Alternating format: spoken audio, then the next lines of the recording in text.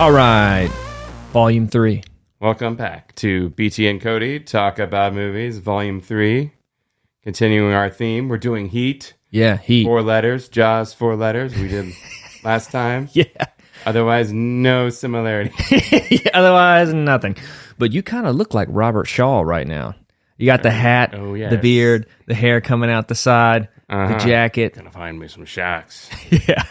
The sharks. Right. Hunting the sharks. Well, this movie does a lot. And this movie, Heat, a lot of hunting going on. A lot of hunting. Yes. Yeah. Yes. Neil is the shark and Hannah is the shark hunter. Yeah. So just going off of, I've only seen this movie twice. All right. I saw it one time in college or maybe post-college. And then I saw it 2 days ago.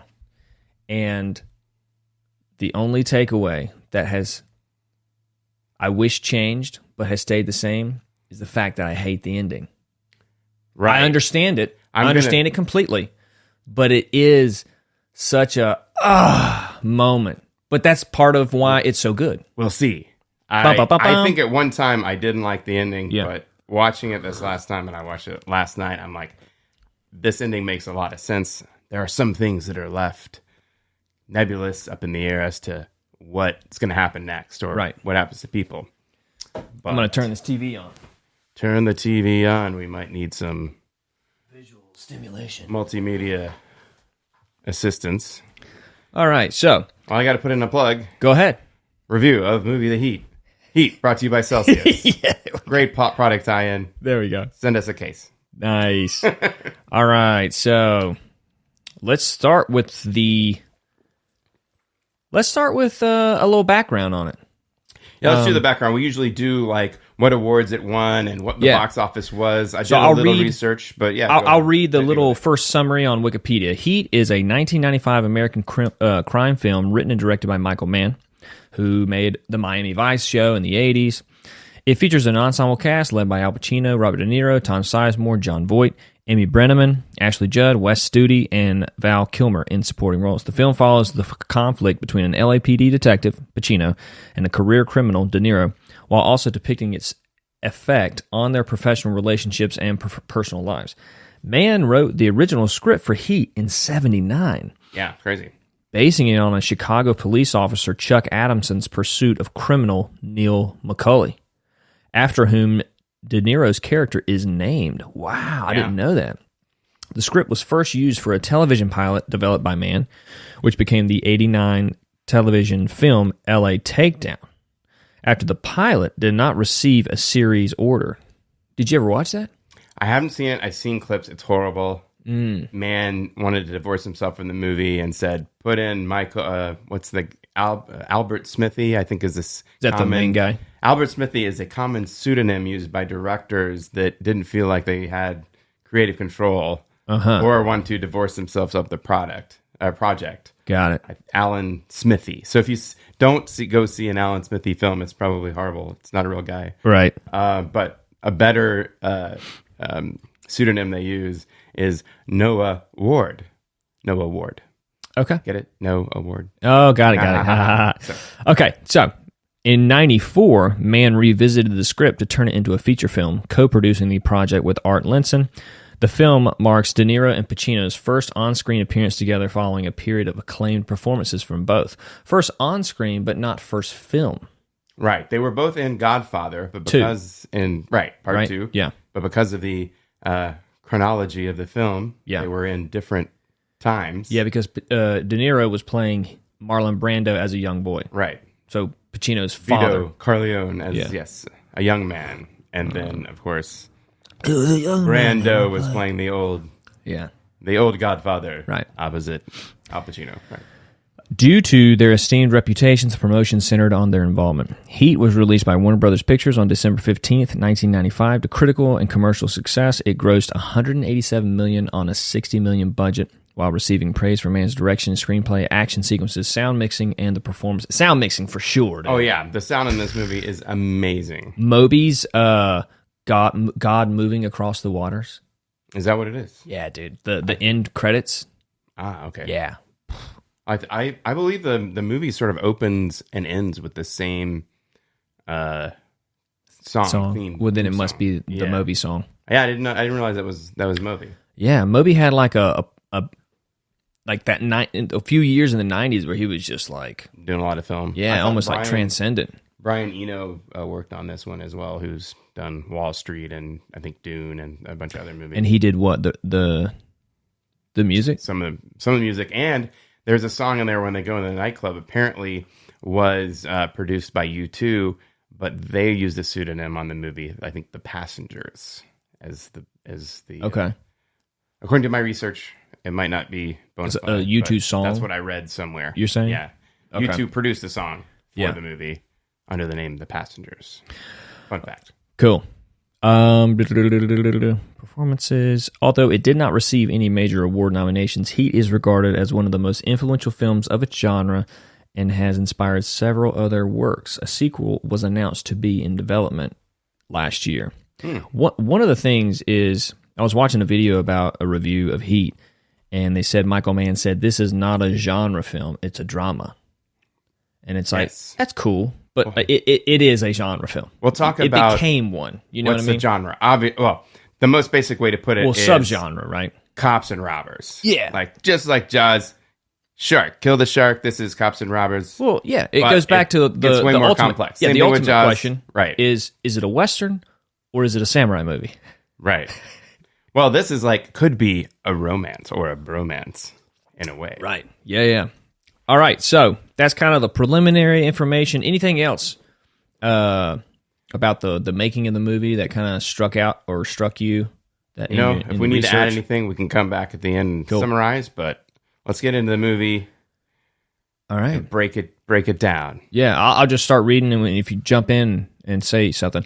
Neil McCauley, which is De Niro, is a professional thief based in Los Angeles. He and his crew, right-hand man Chris Shiherlis, that's Kilmer. Val Kilmer. Enforcer Michael Chirito, which is Sizemore. Yes. And then driver Gilbert Trejo, which is Danny Trejo. Right. Look at that. Yeah. Another real guy played by a real... Well, who was in prison. Right. He went to prison. So Neil McCauley, real guy, played by De Niro. Danny Trejo plays... Danny Trejo, who is in ex-con, plays ex-con Trejo. Again, we don't know what his first name is. Yeah. And newly hired hand Waingro. Waingro, dude. Psycho Waingro, but dude, he is so pivotal to this movie, and it wouldn't be the same film without that character. Oh, yeah. It's so crazy. They rob a $1.6 million in truck in bearer bonds from an armored car. During the heist, Waingro, the psycho, kills a guard without provocation. Just kills him. And you see, oh, this guy is different, man. Like that scene. He's psycho. He wants to kill people. Yeah. He's not a professional criminal. He's a psychopath that does criminal jobs on the side. Yeah, because he enjoys it. Right. For the pure chaos and... mayhem and killing. And evil of it. He's an evil guy. He's probably one of the most evil characters you will come across... in film. It's crazy, dude. The portrayal by whoever played it. Kevin Gage, man. Kevin Gage. Yeah. Just an evil, scary dude. Which is crazy because he doesn't come up on as a star in this. Kevin Gage. Kevin Gage, man. Wild character, man. And that scene that he plays opposite the 16-year-old prostitute. Right. Dude. Yeah. If you didn't think he was crazy already. He's a serial killer. He's a serial killer. Movie, yeah. Yeah. He is a serial killer. Definitely, yeah.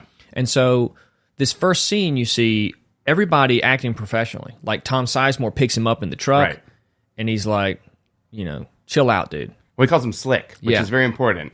Sizemore's character calls a lot of people Slick. We'll get into why that's important later, but it's an interesting fact. And the moment where he's like, all right, shut up or something like that. Stop, do me a favor, Slick, stop talking. I think it's something like that. Yeah, and then Waingro goes. And he gets kind of mad. Yeah, he's like, You could see this guy wants to kill people and is ready to do it. Right. And he kind of wants to join this crew, though. He's like, oh, you guys are a real tight crew. And he's like, yeah, real tight. Well, I might be interested in joining a tight crew like your tight crew, Yeah. Because he wants action, heavy action, and these guys are doing the heaviest action you can find. Yeah. But I was actually reading a little bit on some movie analysis. And so, this one guy's big on like the opening image and the ending image of the film. For sure. Yeah. So the opening image, I'll quiz you. I'm going to ask you later. I'm not asking you now what the ending image is because we'll get to that at the end. But do you remember what the opening image of the film is? Not really. So other than the train, right? The blue. So the opening image is the train platform. With, I guess, steam coming off. Right. The heat of the steam. Yes. The heat, and then we see Neil McCauley, played by Robert De Niro. He's riding the subway. Everything about the way this movie is shot, every shot, every scene is visually interesting. It's like, what's going on here? It's intense, but it's not so crazy, like up in your face, right? Like some films would do to try to just like hold your attention. But this movie holds your attention through the whole time, and a lot of it's the music, the tension, in the movie, and the music that builds the energy of what's going on. But we see, McCauley get off a subway, go into a hospital. He seems very comfortable in this hospital. He knows what to go. He collects certain stuff. He puts a new outfit on. Right. He changes an outfit. Yeah. People are looking at him, but he looks like he belongs there. He knows his way around. He gets into an ambulance, drives off. So if you just went to see this movie and you didn't know, what the setup was. And when I saw this movie, I didn't know what the setup was. I believe this came out in December 95. Yep. Just was a freshman in college. Went to go see this movie with another buddy of mine. We were both like out of state kids. All the other kids had driven off. We had to wait for the next morning to fly y'all were in out. Boston, right? Well, I was living in Dallas at the time. Okay. Still, but he was from actually Massachusetts. Mm-hmm. So we had to wait to the next. So there was nobody around, nothing to do. So it's like, let's go see a movie. What's out? Oh, this movie has De Niro and Pacino in it. I'm not sure, what else was playing? Probably Jumanji or something. That's why we would see it. So I went into seeing this movie for the first time, not knowing what I was in for. Yeah. And oh boy, was I like, oh yeah. Dang, that's a great way to go into a movie. For sure. You don't get to do that much anymore because of all the media we have and promotion and word of mouth and social media. Yeah. Kind of like tells you so much, about the movie before you go into it. There's only two movies I've ever gone into and not known anything about it. And I was so like surprised and like it was a great movie. The first one was John Wick. Mm-hmm. I was like, all right, I'll watch this Keanu Reeves movie. Like the trailer was not interesting to me at all. Mm-hmm. I go in, I didn't have anything to do. I think I don't know what made me go and see it, but I was like, I'll just go and see it. It was like I think I was a bus driver at the time, so it was in between shifts, and I was like, oh, just do it. The other one, Frozen. So good. I cried watching Frozen. It was never mind. Anyways, that's let's not talk about that one. Let's never review that one. Well, yeah. Well, when I was watching Heat last night, there's actually a scene from the movie where it's like, oh, I just got emotional. I don't remember being emotional about the scene when I watched the other time. When you were 20. Yeah, or when I was 22 or 23. I've probably seen this movie once a year for I don't know. Yeah, I've seen it a lot. Probably. What scene was it? It was no, I can't remember. It was a scene where Mrs. Shirless is giving the signal to Mr. Shirless to get out of there. Yeah. I believe that was no, that wasn't the scene. The scene that I was like emotional was when Al Pacino finds his stepdaughter in the bathtub. Yeah. That was the real like emotional tear-jerker scene in the movie. Wow. And I think I saw more significance to that scene going through the movie with like an intent to sort of analyze like what the meaning of this. Because if you see that movie for the first time, this seems like a random event, like because you're so concentrated on the cat and mouse and the crime, the police and the cops chasing each other, right? And you don't really see that coming. And Pacino has separated from his wife, so he's in this hotel. And this isn't even his daughter; it's his stepdaughter, who we see has a troubled relationship with her real father, who's never around. He's in. And you never see him. You never see him. He's not there, but she's pretty obsessed with impressing him, not being late, being perfect for him. Yeah, because he's like abandoned her, and he doesn't show up, and so she probably thinks, well, it's because it's my fault that he doesn't want to be there. Yeah, and so there's it's subtle. You might miss it. I mean, there's some signs that she would do this, but not really. It is kind of a blindside moment. But those things happen. Like it's a very plausible thing. But it was more emotional watching it, I think, this time than some previous watch throughs, because I think, and I'll save it. Well, let's go ahead and get into it. I think that Al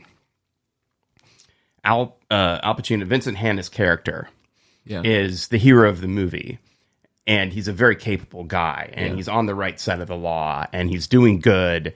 He's chasing down bad guys that have killed people, but primarily he never saves anyone. Like he's always investigating the aftermath of crimes and the dead bodies. And he says in one part of the movie, the greatest scene ever shot on film, that he has a dream of like all the dead people, the victims, at a dinner table looking at him with their bloated bodies and their black eyes. And they don't say anything. They just kind of look at him. So I believe he feels some sort of guilt about not being able to save these people. Like, sure, he can take down these criminals that have killed all these people and possibly but he doesn't know who he's saving. Like, these guys might go kill more people if they're not stopped. Right. But we don't know who those people are. But we do know who the victims are of all these crimes. And he's unable to save them. As good as he is, as capable as he is, he has always reactionary. The bodies that post-murder come across. But the reason that I got so emotional for this scene is like, this is the one person that he saves in the movie. And it's sort of been right under his nose the whole time. And he's so focused on going after the criminals. I mean, that's a great point, dude. But he knows what to do. Like he's tying off the wounds. He's taking her to the hospital. He's telling the doctor exactly like, you need to get a vascular surgeon in here, and you need an intubator, and you need to do this and that. Because he's been around. He knows this kind of shit. It's in his wheelhouse. And I think that's like, he can finally like apply his knowledge of the violent world that he lives in to like actually save somebody. Wow. I didn't even think about that. But I know, I didn't think about that either. And it's been 20 years? Yeah. Of watching this film. Yeah. And then because it's a completely different moment or theme that we're dealing with, between the two worlds of the cop and the criminals and the hunted. And this comes out of nowhere. Yeah. It's it's sort of his like family life that he completely ignores or isn't focused on at all. Right. And it's not a rainbow, like sunshine family life that he has. And this is his fourth marriage? Third marriage. On his way out, they're separated. Like admittedly, like there are different scenes in the movie. Just found her cheating with a man. Right. She cheated on purpose. She wanted to get caught. Yeah. To get him out. Now I have to demean myself with Ralph to get closure with you, is what she says. Right. Yeah. And people do that. People come up with all kinds of excuses to get out of a relationship that they can't be like, hey, I'm breaking this off. They'll do things like that. I know plenty of people who have done that, and it's a very complicated thing because you're like, well, why don't you just break it off? And it's like, you feel like an asshole. You feel like you're the bad guy. Everybody thinks that when they break up with someone, they become the bad guy. Right. And to a lot of people, yeah, you do. But he's such a good man. Yeah. A good character, like a good guy. Yeah. A good person, because he's doing some of these really tough, nobody could do, taking down the worst people. And they do have a series of conversations throughout the movie that are, breaks from the action, where they do talk about their relationship. And at some point, like she has all her gripes about, being the leftovers, not being able to share stuff, how he doesn't want to share because he has to hold on to his angst so it can keep him keep him sharp where he needs to be. And at some point she just says like, basically there's this wrong, but I don't know why I can't break it off with you. Mm-hmm. Like she can't. And the reason is like, he's a good guy. He's a good guy. Yeah. And also the reason is like, he saved her daughter. Yeah. But she says that I don't know why I can't break it off with you, but she obviously has made the decision to cheat on him. Yeah. So that he will break up with her. Yeah. Right. She can't break up with him. Yeah. She has to do something in order to like get that closure. Yeah. That break. Yeah. Like she can't do it herself. Yeah. I've had multiple girls cheat on me, and when I was younger, I didn't realize what that was, but that's what that was. Right. Because every time we would be dating, and then they would say things, and they would say the same thing. You're such a good guy. Yeah. And I'm like, well, thank you. Yeah. And then soon after I found out, and then they would say things like, you're too good for me. Right. And I'm like, no. No, I'm bad. I promise. I have all sorts of flaws. I've got flaws too. And then they're like, yeah, but if you knew what I just did. Right, yeah. But anyways, you brought up something. You said something about that scene where the one murder or that he could stop and prevent death. It's a suicide attempt. Right. The only death that he could prevent was right under his nose. Right. So much so that when I was watching this scene and he walked into his hotel room, right, you saw the wet floor, right, and he just steps over it. Like, yeah. I mean, I think he doesn't even notice, which is interesting because he's a detective. He notices a lot of shit. Right but under he's his not nose. in that. He's not in that mode. He's exhausted. Yeah. He's been chasing this guy. He's finally gave up. He wants to go back to his hotel, take a shower, and sleep for 2 weeks. Is what. Yeah. But I think that not only like is his stepdaughter presented as someone he can save, but also like he can save his marriage. He can save his wife. Yeah. Like not like save her life, but he can save that. Marriage relationship, those people that are like hurting emotionally. Right. Yeah. For different reasons. And I think that, and the wife says while they're in the emergency room waiting room, she's like, she chose you. Because, some suicides are sometimes like a cry for help. Yeah. Like the person doesn't expect them to succeed. Like the sort of underlying motivation is to get attention, to like, there's this huge problem and I don't know how to express it. And I need to do something super impactful so that people like pay attention to what's going on. Like she's suffering in silence because she's been abandoned by her father. And you don't know how to express that. Right. Especially as a kid. Yeah. So, but the wife says like, she chose you to go do this at your place. Yeah, and it's almost like it gives why? him it gives him that like that validation of like, I am a good man. Right. Well, and also the wife of like, there is a connection, a meaningful connection between my daughter and this guy, and there's no connection between my daughter and her father. Yeah. And they're like, should we call him? It's like, he's in the Sierra somewhere. Like, we're not even going to bother. Yeah. So that is the how all happens right before the break into the finale. Right. Yeah. I guess you would call it it's probably the start. It's like the transition between the second act and the third act, technically. All right. So getting back into Let's go back to the beginning, because this is a great, like, slow build up to this crime, which is, one of a sort of, and I'm not a climax of the film, but as far as there are two action scenes in the film, and this is one of them. It starts with one, right? It starts with a great one. So we see De Niro, he steals the ambulance. We see Shirless, Val Kilmer's character, he's in Arizona. He's posing as a demolitions guy to pick up some explosives. He gives a fake ID, although we don't really know that. It's not told. You don't know that Neil's not an Amos driver. We don't know that this guy's not working construction. Yeah. But we sort of, you kind of have an inkling. Well, like, these guys you can imposters. tell that something's off with Val Kilmer's character. Right. Oh, yeah. Like, that dude is iced over, man. Right. Like, there's some backstory there. And then when he gets into his conflicts with Ashley Judd, it all makes sense. Right. It all makes sense. And it's never really explained, his backstory. But the way Val Kilmer plays that character, this guy's been through some shit. Oh, yeah. Probably in his childhood, that has created this mentality of like just being a shark, man, just cold killer. I think most of these guys in the movie have a backstory of being veterans or in the armed services. That's where they learned a lot of these skills of killing people and blowing things up, or at least getting okay with it. Yeah, because there's a level of which, like, people can do these things. People can shoot other people, like potential. Everyone has the potential to shoot someone, But then... It's not an easy thing killing a man. Exactly. You got to get that first kill in. You know what I mean? Right. And when do you get that in civilian life? Right. You don't. So like if you're a sane person, you know, if you're not Waingro, right. You know, you get that maybe from the military or being a soldier.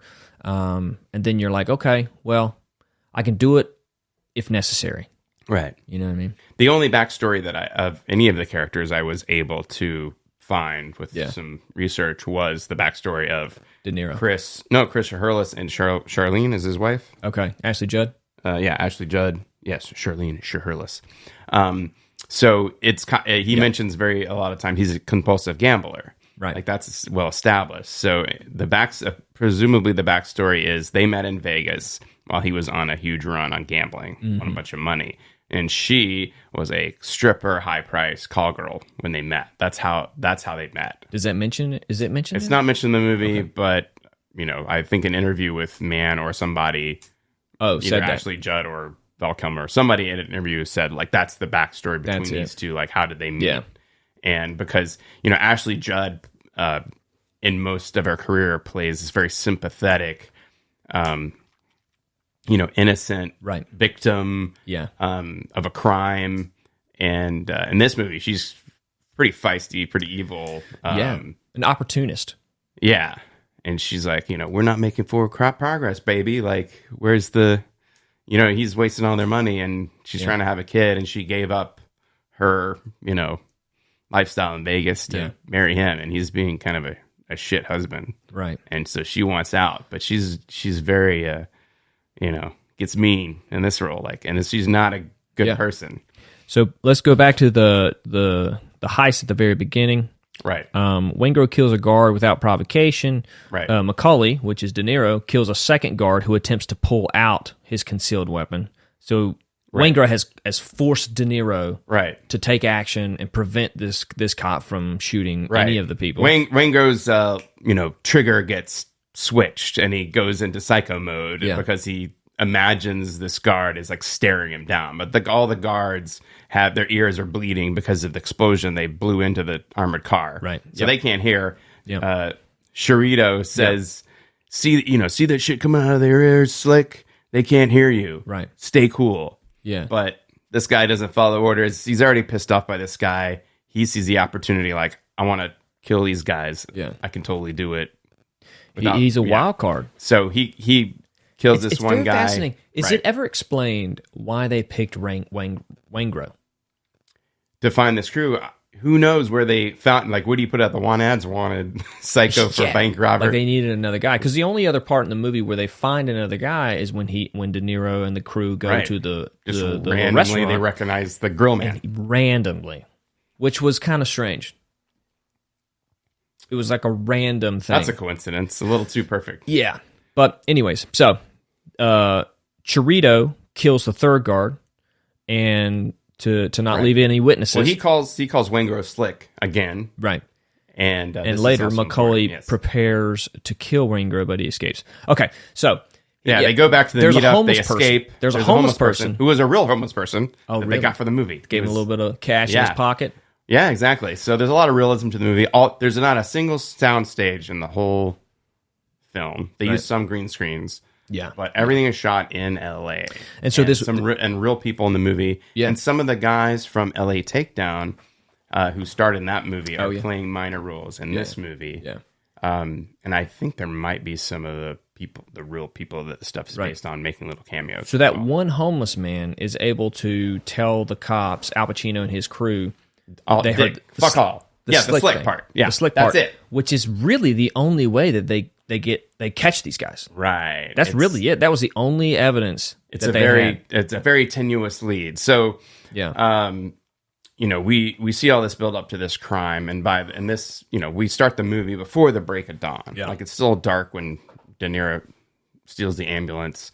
Then we see Kilmer pick up the explosives. We see Vincent Hanna in the shower and then make love to his wife. Yeah. Like everybody's starting their day. And then Chirito picks up Waingro in one of the trucks they're going to ram the armored car with. And then everything comes together, smash. They do this crime. They escape. They blow up the ambulance, so there's no forensic evidence. Yeah. They have the meet at the diner. Now it's dark. Like, we've gone through a whole day. Boom. Yep.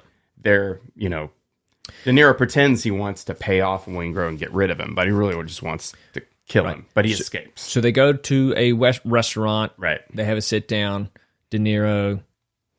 It's like everybody knows what De Niro is getting ready to do. Right. And they're going to kill him in the parking lot. Yeah. They take him out, puts him down. Trejo opens the trunk that's lined with garbage bags. Yeah. And then something triggers. There's a cop car. Drives down the street. And Val Kilmer or somebody's like, hey, wait. Hey, hold on. And De Niro takes his eyes off of him, which was a hard thing to... Yeah, doesn't he have a hold of, like, put a foot on his neck or something? Exactly. So I didn't buy that as much. But, they had to create it somehow. So Waingro escapes, and you're like, oh, shit, this guy's gone. Yeah. And this guy's so crazy. What I'm thinking when I'm watching it, he's going to come back and get these guys. Right. Yeah, they try to kill him, so... Because he's a just psycho. Like he wants a reckless to kill people. Dude. Okay, so we cut back to Hannah. He's getting the Hannah rundown. is his team investigating the robbery. Right. Hannah, a dedicated lawman and former Marine, has a strained relationship with his third wife, Justine, and struggles to connect with his stepdaughter. Macaulay, De Niro, follows a code. Allow nothing to be in your life that you cannot walk out on in 30 seconds flat if you spot the heat around the corner. Oh, yeah. What a great line. While at the restaurant, Macaulay meets Edie, a young graphic designer with whom he begins a relationship with. And so this moment, not just the scene where they meet at the bar. I mean, the scene of the meet at the bar is amazing because he's kind of like still rough around the edges, and he was like, "Who are you, lady, to ask me what I do or what?" Yeah, and she's like, "Oh," and then you realize she's flirting with him. Right. She sees him at the bookstore, and so he now he just moves in closer, just like, "Hey, this is what we're doing." Right. Okay, my bad. I didn't read it right. Right. And so they hook up. So one of the most, I mean, it's so interesting because you have this juxtaposition of him doing what is completely necessary to get this robbery done, right? To the point of killing a cop. So a lot of times you see these things where like the guys don't want to kill anybody, right? But the first scene, you're like, okay, Robert De Niro, he doesn't want to kill anybody, but then Waingro kills the guy, and De Niro's like, I got to do it. I got to kill this other cop because he's getting ready to shoot. So he kills the person, even though he kills the cop, even though he doesn't want to. Right. That's not his intention. His intention is just get the bonds, leave. But when push comes to shove, it shows that De Niro's character, Macaulay, will take the shot and kill people. Right. Okay? And then he gives a nod to, I think, Kilmer or Sharito, kill the rest of them. Right. Because and they understand. Hannah explains in his rundown of the crime scene. Yeah. Like, these guys, at the drop of the hat, they're rock and rolling. Once the one guard has been killed, he can tell by how they were shot, whether it was a firefight or they were executed. Right. So he says, once this guy gets shot, and the next guard goes for his holdout piece, he gets shot. Yeah. They don't hesitate to kill the rest of the guards because it's this. Why not? Right. It's the same crime. They're rock and rollers. Yeah. They're ready to fucking go. They know what the deal is. So you have that. And then you have him soften up at the bar to talk to this girl. And then they go to his or her place. I think her place. Yeah, definitely. So that's and this is this is a great scene. So they hook up. So let me go in on what I was going to say. Okay. So Edie, right? They start talking about where they're from. Right. And he asks her. This scene really sets up the movie for me. Okay. It's not the robbery. It's this scene. It's post-robbery where you see who he really is. Right. Overlooking L.A. Right. And that theme starts playing. Yeah. That theme and the relationship between De Niro and Edie, right, Macaulay and Edie, is so like perfectly set up, like backstories of the characters. Right. Because he wouldn't just fall in love, or I guess he would, but like the woman, the type of woman that he fell in love with, really shows the type of man that he is. Mm-hmm. Because she's a very lowly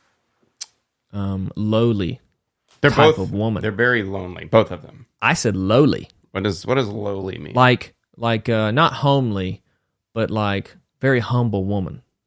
Right. She's not flashy. She's not flashy at all. Aggressive. And he asked, where's your family from? Where are you from? She's like, well, I'm Scots-Irish. Right. My family's Scots-Irish. Right. It's moved to the Appalachians. the and she says it correctly or something. And she says it correctly. Right. I was so shocked. I've never seen that in a movie. That people say it correctly, because that's how you say it when you're from there. Right. When you're not from there, she has the accent too. She's got the accent too. Yeah. But like that's like literally Southern culture. Right. Like she explained the immigrant culture that came to the Appalachians. Right. If you hear anybody from not there, they call it Appalachia. Right. Or Appalachian Mountains. Right. Or the Appalachian Mountains. If you're there, if you're from there like I am, it's Appalachia. Right. So she says that. And I think he sees like, wow, this girl, I mean, this girl is like a real good person. Right. And it's almost like that's what he needs, and he didn't realize it. It's almost like shocking to him. Right. Well, I mean, the usual people he runs into are everyone's bad. Like, yeah. And she's very conventional, very normal. Yeah. I think I can deduce that her family is well off because she works at a bookstore and has a part-time job as a graphic designer.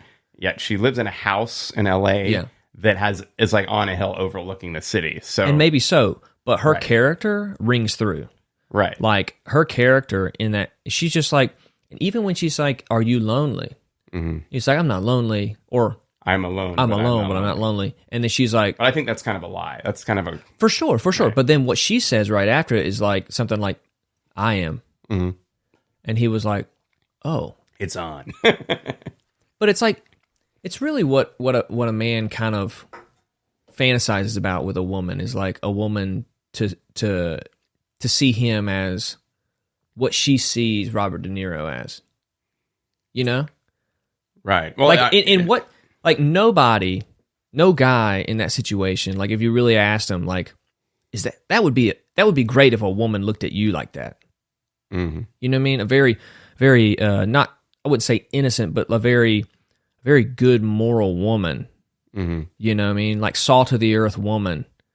Look at you, even in your flaws, and be like, yeah, I want to be with you. I think also it's like he sees that there's space for him. Yeah. Like that there's no other people interested because she's inviting that. Right. You know, I don't think a lot of women are as I think a lot of women are like, "Well, you do something. Prove to me that I should be with you." Right. And it's just not like that in this situation at all. Well, I think the other thing is, and I just actually thought, and this just occurred to me, is that, you know, De Niro is a criminal and he has a double life. He doesn't want to be pursuing a relationship with a woman that has other orbiters, other guys he might run into, because that's just more people that know about his business. Yeah. You know, or I can identify him, see him. Yeah. And we see it into the movie, like, he comes back for her for, I think, two reasons. One, like, he wants to be with her. But two, he doesn't want, like, she knows he just robbed a bank and killed a bunch of people. So I think on a level, he's like, I've got to sort of sequester her so she doesn't tell the cops, like, physical description, like, where I can find. Because she knows he's going to New Zealand. Yeah. So he's got to take her with him one way or another. Yeah. Whether she wants to go or not. For sure.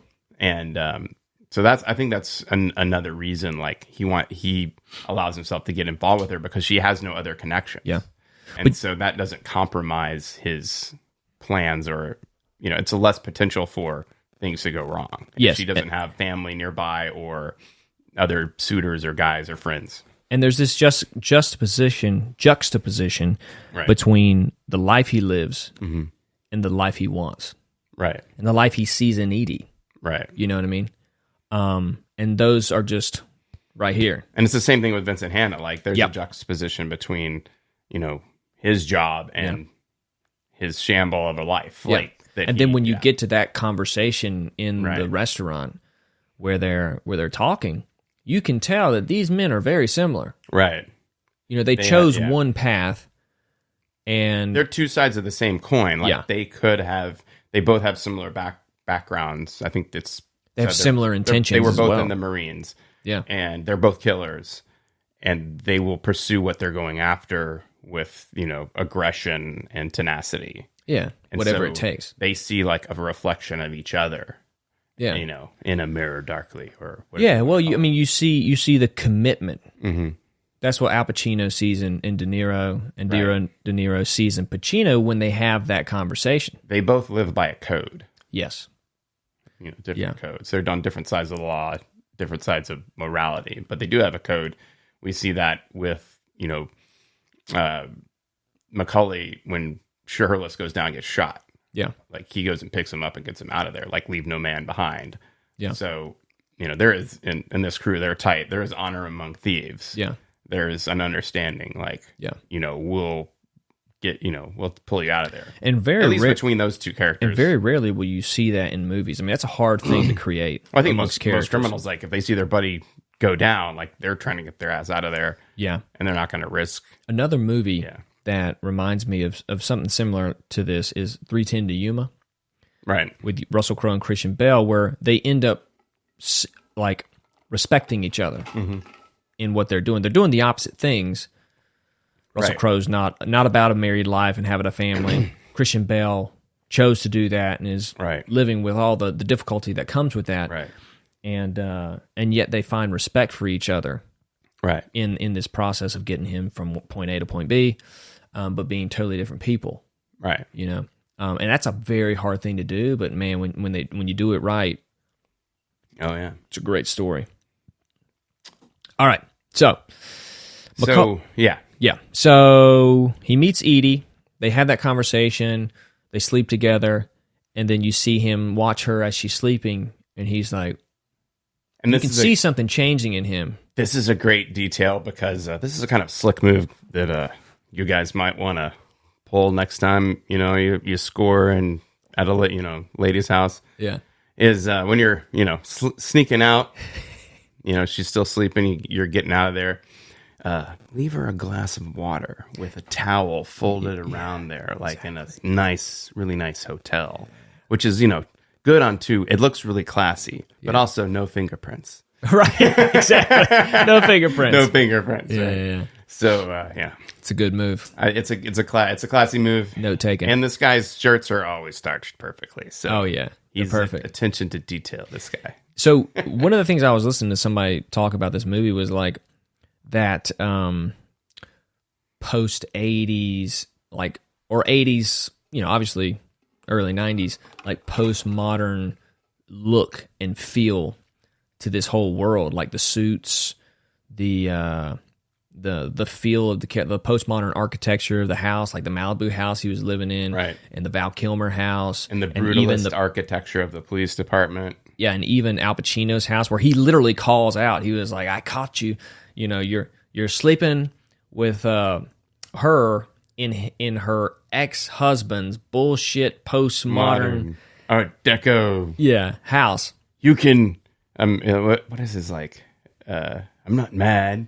You can ball my wife if she wants you to. You can lounge around in her ex-husband's postmodernistic bullshit house, but you cannot watch my motherfucking TV." Such a good scene. Great. Yeah, yes. Such a good scene. But like you see a lot of his character there. Mm-hmm. You know what I mean? Like he's seen so much shit. It's like this. Like I'm not gonna get riled up at this guy. Right. Well, he's another. It shows his like self control. Like he is mad, but I mean, he's got real good self control and way more stressful situations. And that could be written as a stereotypical scene too. Right. Where he could like rough up the guy because I'm the cop here. Right. Yeah, go to the cops, say something. So the guy in that scene who just makes that one appearance in that scene, that was one of the lead guys in LA Takedown. Oh, okay. Got it. And I've seen him in other stuff. He's good. Yeah. Good guy. Yeah. So anyways, where are we at? Back to the story. Macaulay's fence, Nate, suggests he sell the stolen bonds. Played by John Voight. Yeah, John Voight, so good. Yeah. The original owner, money launderer. I think his career at that time was sort of in a slump, and I remember him from like Deliverance, and he did a lot of stuff in that era. But I think in the mid '90s, he wasn't in a lot of movies, especially of this caliber. And then I think maybe later, I think it was in Mission Impossible. Then he's had like two different stages of his career. But he's in there. He's known as Nate, no last name. No but last he name. is like the business manager of the criminals. He hooks them up with the other, guy that does all the... He's a fence. Yeah. So, also known as a receiver, mover, or moving man is an individual who knowingly buys stolen goods in order to later resell them for profit. The fence acts as a middleman between thieves and the eventual buyers of stolen goods who may not be aware that the goods are stolen. Right. Interesting. I didn't... So they plan, they say, these bearer bonds are owned by this Van Zandt guy who's a money launderer for drug dealers. So he's going to get... So he's going to sell them back. Right. Because that guy gets... They're all insured. So he gets 100% on the insurance, and they want to sell him back to him like 60 cents on the dollar. So Van Zandt's going to make, 40%. So they've created their own situation, right? To where it's like, it's not like they're stealing it and selling it to someone else who could pay for more. They're stealing it from a guy and then selling it back to him. Right. Well, I think they think this is that's the most obvious guy that wants to buy it back because it's his stuff. No wonder he goes at the lengths at which he goes to get De Niro and his crew. Right. Roger Van Zandt. He doesn't quite know who he's up against, though, and but that motivation makes sense. I didn't even realize that when I was watching the movie that they'd stolen it from him to sell it back to him. That's a fucked up move. I don't think they knew who it belonged to. Okay. At the time. Yeah. And Nate's giving him the rundown. Oh, these bearer bonds belong to this guy. He's sort of the information source too. Okay. That's why I said Nate's sort of like the business manager of these criminals because he hooks up them with the computer expert that gives them the info on the big heist that happens. So he's an intermediary, also a fence, but he helps them out with logistical and financial services intermediary to facilitate their crimes or the proceeds of their crimes. Yep. So Roger Van Zandt pretends to agree, but instead arranges an ambush. So the character played by Henry Rollins is named Hugh Benny. Yeah, Henry Rollins is just the sort of right-hand man to Roger Van Zandt. Right. The right-hand man. He goes and gets the spreadsheets for the Canaries, presumably to pay for the hitman. Yeah. So the interesting fact that's overlooked by most people is Hugh Benny is actually a CI, a criminal informant. Right? So he works for Van Zandt, who is, does illegal shit. And so actually, like we learned, there's a little small line in the scene. Hugh Benny's the guy who tips off the cops about Waingro. Well, no, the Waingro is the guy who knows information. Yeah, Waingro can't access, is not a CI and can't really tell the cops this info. But Waingro has it out for him, so that's Waingro gives Hugh Benny the information of what bank they're going for. I didn't catch this. You didn't catch it because Hugh Benny is a weird name, and the guy comes in and says, "Well, we got a CI named Hugh Benny," which sounds like Hugh Benny, and you're like, "What's Hugh Benny?" And Rollins' character is never addressed by his name at any time. I don't think. That's probably why, yeah. Right. So we don't realize that's his name. I'm sure it was cut out. There's an old script. It's probably been revised many times. Sure. But that's a little small detail. There is a small scene where some cop that you've never seen before comes into the MCU, the crime unit, and says, "Oh, we got a tip from a CI called Hugh Benny that these guys are looking at a bank." Yeah. He got that info from Waingro, who got it somehow because he was working with it. Like that was, I guess, when they brought him on, they're like, "Oh, he mentions that. Oh, you guys got another gig in the works. I'd be interested in doing that with you if things go well." That was like in the very beginning, and then that's when Sizemore says, "Do me a favor, stop talking slick." Right, but get back to Hugh Benny. So Hugh Benny. When did they mention Hugh Benny was a CIA informant? No, not a CIA informant. It's a criminal informant. A CI. Right, working for the police. Yes. Okay. So yeah, it's just. When did they mention that? So while De Niro is robbing the bank, we cut to the MCU, which is, I don't know what the M stands for, but it's on the window, but it's the something criminal unit, and I don't know, it's like murders criminal unit. Or something. I think that's what it is. But anyway, that's the unit that Hannah runs. So somebody from another department, because it's a police department. Right. Okay. Probably the financial crimes department. So they say what? Right. What do they say specifically? It's hard to make out. Yeah. But the guy comes in and says, "We've got a tip from, I think, the bank division. A CI named Hugh Binney says these guys are looking at a bank, and that's the first whatever the bank that is. So and he knew that because Waingro told him. Because Waingro told him. At one point, later in the movie, Van Zant has unsuccessfully tried to assassinate Neil, and so Henry Rollins, who's his illegal facilitator, has found Waingro through his network, and brings Waingro in to help Van Zant deal with the McCulley problem. Yeah. And that's how that relationship is started. Yeah. And so Waingro goes, yeah, I got a few moves. Few plays I can make. Be a big help to you. And so, so Van Zant has hired Waingro to go after McCulley. Yeah. And so Waingro decides to tell it. This happens off camera, presumably. Yeah. But that's this tenuous link that tips off the cops. But back where we are in the story. Turn that mic a little bit closer towards you. So just yank it over a little bit. Pull it. There you go. There we go. So where are we at the story? I did not catch that Henry Rollins I've seen the movie many times and I missed it half the time. Wow. Yeah. Okay. That makes more sense. Okay. Yeah. So, anticipating a trap, McCulley and his crew counter ambush, kill the hitman, and vow to kill Van Zant. Right. So they were going to give the money, right? They were trying to set up sell Van Zant his bearer bonds back. Right. And the van shows up. De Niro's in the car. Guy sneaks out of the van, tries to kill De Niro. De Niro, hits him, whatever. Grinds him up against the other car. Or Val Kilmer's on sniper position. Kills them all. And they're like, oh, fuck, this guy. This guy's double-crossed us. And then the driver gets... Sharito pops out of the ticket booth and shoots. And now they're like, we're going to kill Van Zant. Yeah, this guy tried to kill us. Yeah. Right. Okay. So then it cuts to Waingro murdering a prostitute. Right.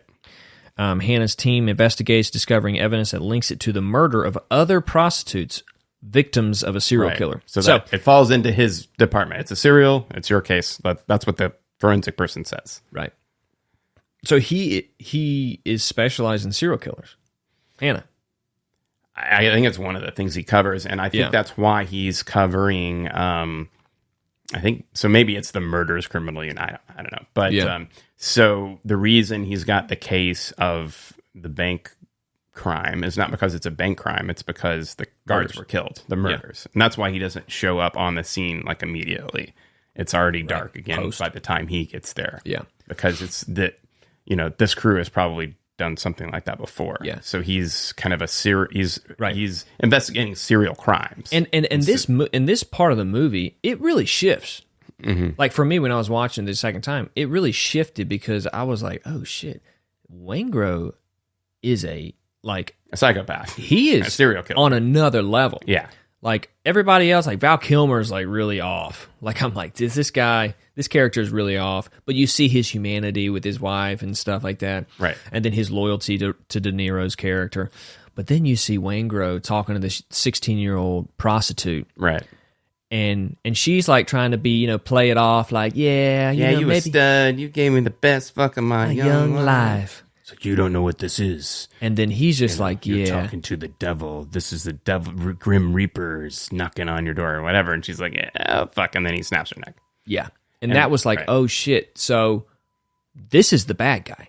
Yeah. Like this is the worst guy that we've seen yet in this film. Well, in another movie, he would be the main bad guy, but in this movie, he's not the bad guy. And I'm going to actually ask you a question later about who you think the main character in the movie is. Okay. You get that one down? Don't forget it. Yes. As well as to what is the final image of the film. Well, we're gonna get to that. Two important questions. So then Hannah's on the scene. But having Waingro as this crazy character, it shifts the movie. It shifts the movie. Much. An element of unpredictability. Yeah, but like an unsuspecting antagonist. Right. Like you're like, hold on, I thought this was De Niro and Pacino. They're going to be going after each other. It's like, oh no, this guy's like he's like, it's almost like when like Blood in the Water. Waingro's like blood in the water. It's like one drop, and then you just see it's like it's infiltrating everything else. Like now Al Pacino's character is looking for this serial killer. Mm-hmm. Now Robert De Niro and his crew have to look over their back, over their shoulder, because this character is like so psychotic. He's right. going to fuck them up in some way. Right. He's talked to Van Zant. Well, yeah, at some point he does. He hasn't yet. Yeah, and so at some point, yeah. they're compromised so much because this guy got away. Right. Right. Well, they have Neil's crew has a talk about like Van Zant's going after Van Zant's a luxury, and Neil says like, I have more reason than any of you to go after him, but he's a luxury. We need to concentrate on the gig. Yeah. And so, but they have two people, Van Zant and Waingro, unconnected at that point, that they're worried they have a beef with. Yeah. So, an informant of the LAPD connects Chirito to the robbery. Right. So who's Chirito again? Okay. So Chirito is Tom Sizemore's character. Okay. The guy that calls everyone slick. So this is a great scene. Al Pacino goes to his CI, who's named Albert, who operates a chop shop. Albert gives him the runaround. There's the young black guy. Yeah, there's some great over the top lines Al Pacino has, and that actor, that young black guy, mm-hmm. played off so well Al Pacino's absurdity. Right, like you could see that he was like even shocked, mm-hmm. like, oh wow, like he did such a great job in that scene. Right, and I think Al Pacino was ad-libbing some of those lines. And, and there's another scene where where the actor, said, "Oh, that was a first take," and I was like taken aback by what he said, which is, and you could see that reaction, but like we know, a lot of acting is reacting, and he was able to get out of what he thought that scene was going to be between him and Pacino, right, and like give an honest reaction to this over the top performance. Right. And he's like, "Give me what you got. Give me what you got. Yeah. Stop wasting my motherfucking time." Yeah. It's a great line. And so, at some point, we cut to Pacino meeting with Albert and his cousin, played by Tone Loc. Tone Loc. The funky Cold Medina guy. So, and Hannah's team begins monitoring him, Chirito. Right. Well, that skips over the part. Okay, so Tone Loc scene. It's great. Another great scene. Al Pacino's like, what do you got? And Tone Loc's, well, what are you gonna do for me? Because there's this, you might go by this chop shop in Long Beach and find two turbos and a 911 slope, And he's like, what and so you really do see Pacino every time he talks to an informant, or a criminal, like go over the top, like I'm crazier than you, right? He's gonna intimidate the shit out of him, and that was great. And so this guy, the cousin,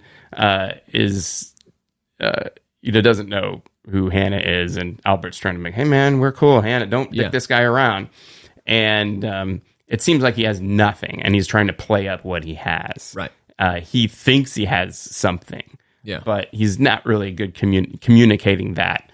Yeah, and he tells this sort of like story about, I ran into this guy, and he usually says he's got stuff going on, but this time he says nothing. So right there, I know this guy's got a major shit going.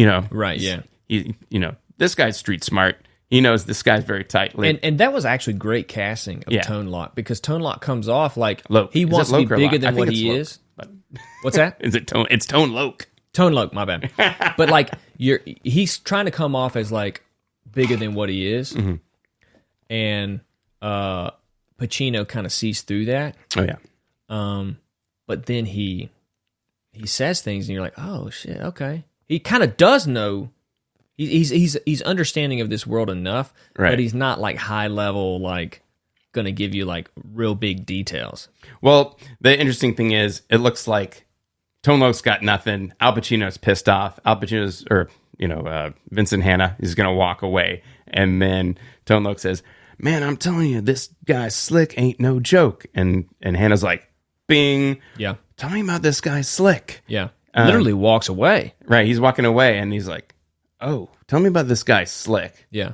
And he's like, well, he's 6'2", white guy, big peacock tat. And Al Pacino's like, tell me his name. Yeah. Motherfucker, tell me his name. Yeah. I want to know all this other shit.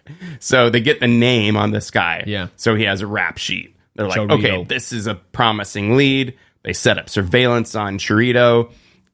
Follow him. Tell me who he meets with. Then follow those guys. I want it all up and running by tonight. Yeah. Get on it. The guys get on the phones. They're on the shit. They've it's a very tenuous link. Like the TV man bum heard, he's in the report. It's like he heard one of the criminals call a guard slick, but he was hiding. He didn't see anything. Yeah. It was actually, right. Sizemore telling Waingro, slick, don't. And shoot. so they watch the crew go eat dinner. Right. And they kind of know everybody except De Niro's character. Right. Like, De Niro's the loner. He's the loner. And I think we cut back and forth because there's a scene where the criminals are having a night out, a dinner out. Yeah. And then we have a scene where the cops are having dinner with their wives. Yeah. And it's like it's just the same group of people. So we see their sort of social similarities. Yeah. And so they start following Neil. Neil's decided, okay, I want a relationship with Edie because he sees his crew. They've all got, that one guy's married. Trejo's got a girlfriend. Val Kilmer has got his wife. Mm-hmm. That and you shaky. And you see Macaulay, De Niro's character, try to help his guys out in their relationships. Right. To the point where specifically Kilmore, I think. Well, even Sizemore, like he proposes, gets this big rock for her. Well, it's just a gift. It's his wife. Oh, it is. He's like a happily married guy, right? That's and true. He's like, just don't ask him where he got it. Yeah, exactly. So. But then later on, when De Niro tells him, "Hey, this is what I'm going to do. You probably shouldn't do it. You got a wife. You got your money in bonds, right? And what did he say? Bonds or T-bills, stocks, and real estate. Real estate. Yeah, you're all right. You don't need to do this job. It's pretty risky. So he is showing concern for his guys. Yeah, and their families and their lives. Even with Val Kilmer, where he goes to Ashley Judd's hotel, sees her cheating with another man, right? Confronts her and say, "Hey, look, go back to him. Give him another chance. Give him another chance. If he fucks it up, I'll set you up." Right. Yeah. So he's like, right now I need him. I need him sharp. Yeah. No complications. But you also see him like concerned. Yeah. It's like his best friend in the world. Like, he doesn't have that many friends. Yeah. So. And so you really do see his heart when he, you do. For sure, yeah. So anyways, then they follow the crew. Hannah's team begins monitoring him, leading to the rest of the crew and their next target, a precious metals depository. Hannah's team stakes out the depository, but when a careless officer makes a noise, Macaulay has his crew walk off the job. What a scene, though. Exactly. That straight-on shot, like when the cop sits down and bumps his rifle against the truck. Yeah. And you see Robert De Niro go, on the infrared camera. And, right. Yeah. Well, even before that, you got the straight shot POV, or not POV, but right on his face. Yeah. And then you got Al Pacino's right there, and they're just kind of it's almost like they're looking at each other without looking at each other. Right. But same frame, And it's like, the suspense of did he hear that? Yeah. And then you see the infrared. Yeah. Or the night vision. Yeah.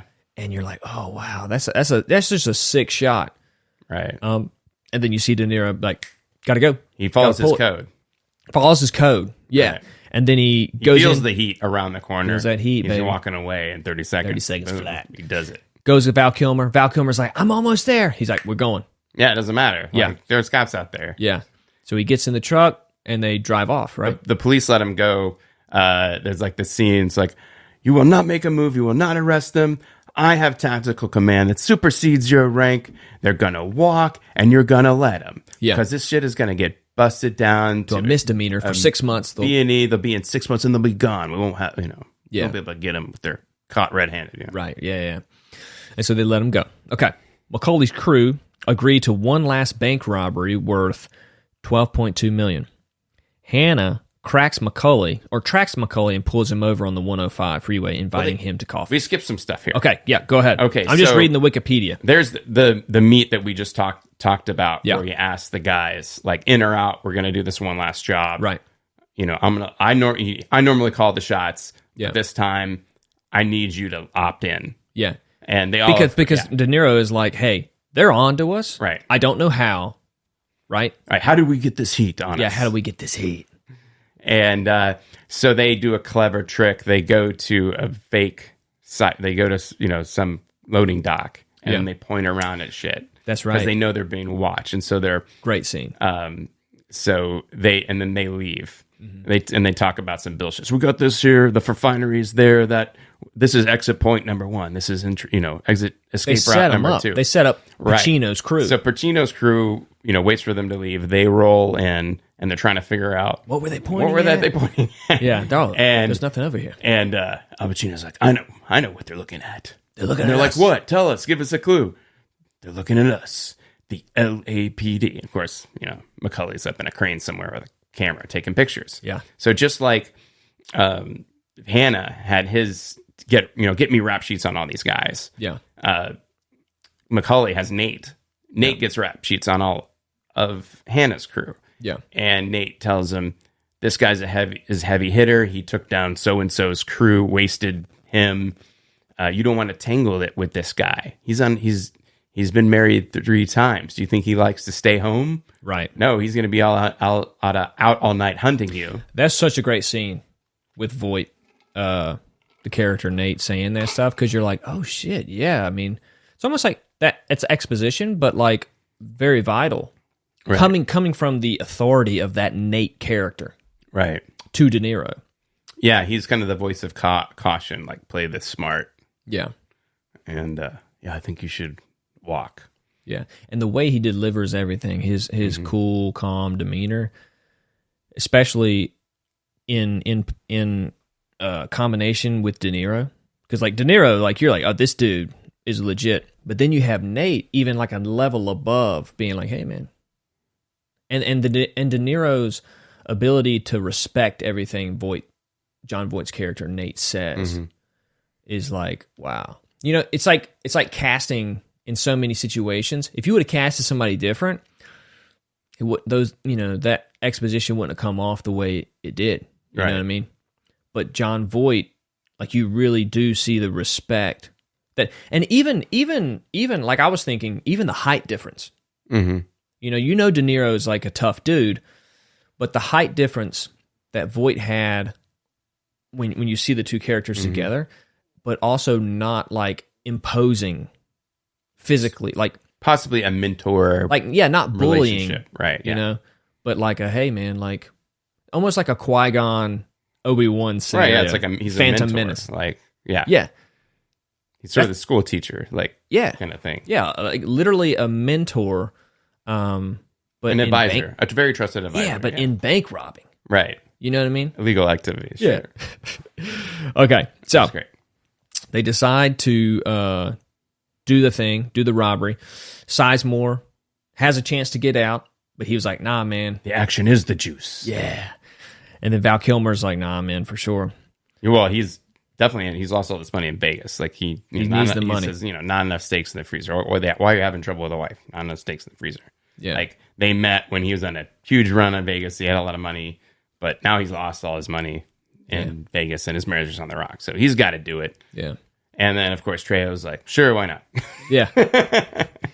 They discuss their dedication to their respective jobs and the limitations of their personal lives. Hannah describes his failing marriage and this is at the coffee shop. Okay, so I fast forwarded. So this scene where Hannah is in the helicopter, right, and he tracks down him. They're flying through downtown LA. How did that happen? Because it kind of came out of nowhere. Like all of a sudden, he found him. Well, so they have transponders on all these guys' cars. Oh, right, and they're following him. Like they've set up that operation. Once they got onto Sizemore's character, Slick. What is what's the guy's name? Sizemore. Michael Chirito. Once they got into him, then they found all the other guys. But they never showed them put these transponders on the cars, did they? They didn't show it, but one of the cops on Hannah's team said it. Tells them, we've got transponders. We've got one transponder in the trunk and another one in the firewall on like all their cars, all their vehicles. They're being they're being tracked. We've got full surveillance on these guys. Got it. As ordered. You got it. And so that's how they track right all these guys. And where was Macaulay driving from? It's not really said. They find him driving through downtown, Yeah, it was just kind of like a random part of the night. Right. Yeah. So they're tracking him. Who knows what he's up to. Yeah. Trying to, get ready for this job. Yeah. And then Hannah's in a car too. Right. Tracks him down. He's like, get me a car, meet up. And he's going to, that's a really great song in the movie. Yeah. When Hannah's speeding down the highway to catch up to So it's a cover by Moby. Okay. Yeah. Yeah. It's originally from another band, but Michael Mann asked Moby to cover it. Yeah, I was watching somebody review that scene. Very cool. And the way that he covered it really changed that song up to like way more intensity. Right. Yeah. So Hannah pulls over Macaulay. Macaulay puts his gun under his butt. Yeah. He's not going to get arrested. Hannah comes out of the car with his gun drawn at the side. Yeah. And you're like, what's going to happen? And Hannah says, how about I buy you a cup of coffee? And De Niro's thinking about like, well, okay, that's weird. But were you watching De Niro? He didn't make eye contact. Right. He's looking around. Yeah. The whole time, talking, until the very end, I think, where he was like, yeah. All right, why not? Yeah. Yeah. And then he's like, follow me. Right. So then we get to the diner scene. I loved that interaction. Right. Because there was nothing threatening about Pacino. Even though he's got his gun out. He's very calm. Right. But these guys are cool under pressure. But he knows this guy. Right. Like he knows this guy. After witnessing him, it's almost like he saw who he was when they had the heat on him, right? And De Niro's like, hey, we got to go. Mm-hmm. He was like, okay, this guy he's got a code. I'm going to show him some respect. Right. You know what I mean? I think he knows that if he went in there with his gun up and he's got to be ready because this guy could just decide to kill him. Yeah. But he wants to appear non-threatening, so that doesn't happen. He wants to talk to this guy, so he's going to be very jovial. Yeah. And hey, let's go get a cup of coffee. Yeah. Listen, I'm not going to give him an opportunity to feel like he should shoot me. Right. Because a lot of people are like, well, this guy would shoot me, so I got to come at him hard. And it's like, just don't give him that opportunity. Right. So he shows up. I loved that scene. That was such a good scene because Pacino, he broke eye contact with him too. He was looking around, hey, let's get some coffee, So it was a real cool, it was almost like De Niro was like, okay, right, this guy's different. And I think there's probably something about if you're staring each other in the eyes, that becomes more intense and it's like a showdown. And 100%, yeah, 100%. So they're both aloof, and basically they're both playing it aloof, right? But how many scenes in a movie do you see where when the cop pulls somebody over, the eye contact's there? Right. So what are you doing today? You were speeding. But this was on another level. And it really adds to the level at which these two dudes are on, based on every other cop movie you've seen. Right. They're different caliber. Yeah. Way different. So now we get to the infamous diner scene. Best scene ever filmed. Yeah, it's pretty crazy, right? They didn't rehearse it. Right. I watched that with Christopher Nolan. He was talking to Michael Mann, De Niro, and Pacino. But did you see that? I don't think so. So Christopher Nolan asked them about this scene. Yeah. And De Niro was like, yeah. Pacino was like, yeah, he didn't want to rehearse it. And Nolan's like, well, you're a big rehearser. I was like, oh, I love rehearsing. He was like, I trusted De Niro on this, and it made sense. Yeah. So, to maintain sort of this unexpectedness, awkwardness of the situation to where they don't know what, the other guy is going to say. Yeah. And, this is a date. Al Pacino just asked, Hannah just asked Macaulay on a date. Right. They're on a date, basically, at a diner when Harry met Sally. And this is the meeting of the minds, the two worlds colliding. Yeah. Where they're face to face. And it's not a showdown like they have at the end. Yeah. But they have some stuff to get off their chest, and they want to make themselves clear about their intention. And it's like they have a deep conversation about who they are, what their lives are like, Yeah. what their goals are. Yeah. And, the lives they lead are very extreme and atypical. Yeah. Well, I think Al Pacino's character first sees that he's very similar to Macaulay. And so he kind of opens up first. Right. And tells then, him about the dream he had. Yeah. He just goes, I had a dream. And Macaulay's like, Okay. Well, he's like, I have a dream where I'm drowning and I've got to wake up. But then Macaulay goes second. Yeah. Right? But Hannah, Pacino's character, goes first. Yeah. And it's like he was able to bridge that gap. Right. And open up first. Almost like he can't talk to anybody else about this. Because he's talking to somebody about dead bodies. Right. And this person that he's talking to has killed those dead people. Yeah, exactly. Right. But also lives by a code. A similar code that he lives by. Right. So it's like, maybe you can understand this. Yeah, I mean, I think that's kind of the gist of the scene is like, here's two guys where the only person in the world that would understand me is the guy on the other side of the table. Yeah. That like knows what I'm about. Yeah. Or what the kind of struggles and problems and difficulties I deal with. 100%. They inhabit that world. Like not many people live in it. Yeah. And then when he leaves the bar or the restaurant, what happens? They don't track him, right? So what happens is we cut to the MCU. One of the detectives said, they dumped us. He's like, what? Hannah's like, what? They dropped all their coverage. We lost Neil. He went into LAX where the air traffic can't follow. He's like, I just had coffee with Macaulay half an hour ago. Yeah. Yeah. And so they dropped all their cars. Right. Ditched them. Right. Right. And then Macaulay just drove off, I guess. Right? Well, yeah, Macaulay drove off from the diner. And then we cut to Hannah goes and does something. Because I think it's another scene with his wife. Maybe his wife's been waiting at the dinner party. I forget exactly all the order of all these scenes. Because there are scenes where Hannah's talking with his wife. He picks up, Natalie Portman. Right, on the side of the road. On the side of the road, because he was like, oh, did your mom forget to pick you up or tell you? Yeah. And she's like, oh, I just wanted to be alone. So he's like, oh, give you a ride. Yeah. Forget when that happens. Right. I can't remember either. Waingro makes a deal with Van Zandt to help eliminate Macaulay's crew. So at some point, Hugh Benny has found Waingro. Yeah. Because Van Zandt's been living in his office because he's afraid of these guys. So Waingro makes some moves to help him out. Yeah. Yeah.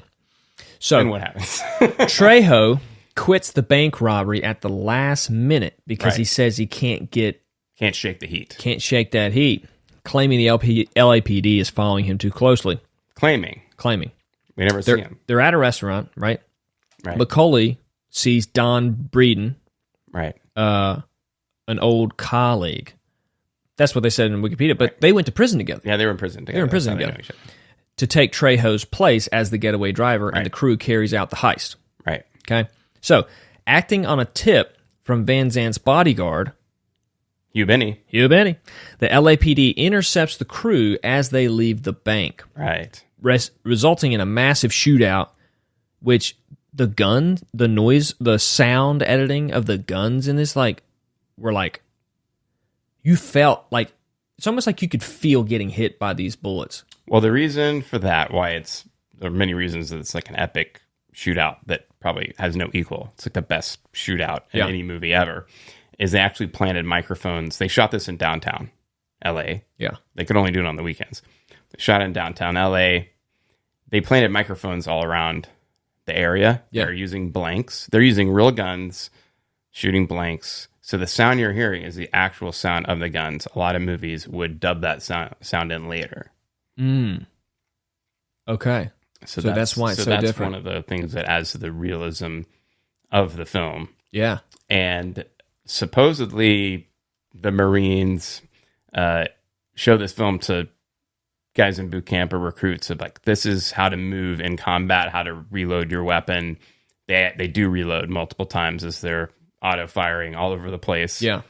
And Val Kilmer is like really good at it. Apparently in his spare time, he does a lot of weapons training, but he's, he does a lot of weapons training for movies, but I think he does a lot of extra stuff because he's into it. So He's super good, proficient.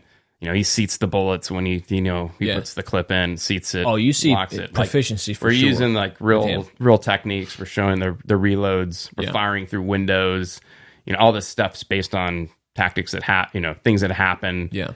The technical advisors on the film were top notch.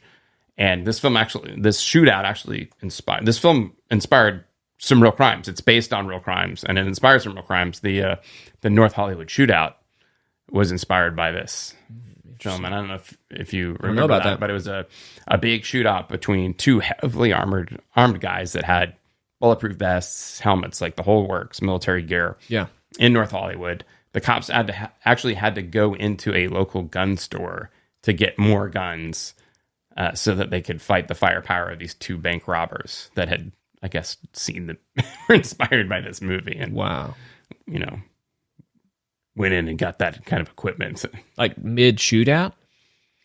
Yeah, so mid shootout, that all the cops that are showing up trying to kill these guys, because they were shooting them, but the guys have like Kevlar armor, like, so they're dropping them, but they're getting back up. Yeah. And at the time, the cops didn't have like military style weapons as they all do today. I think they had pump shotguns, and I think around that time, probably at some point they did cops were carrying around revolvers for longer than they should have been, and right, exactly. A lot of departments switched to a Glock or something else that carried more bullets. You could reload it quicker, was more proficient. But I think at this time, like, they didn't have the AR-15s in the cars like they do now, right? And other special weapons that the SWAT team usually has. So that's crazy. Inspired some real crimes.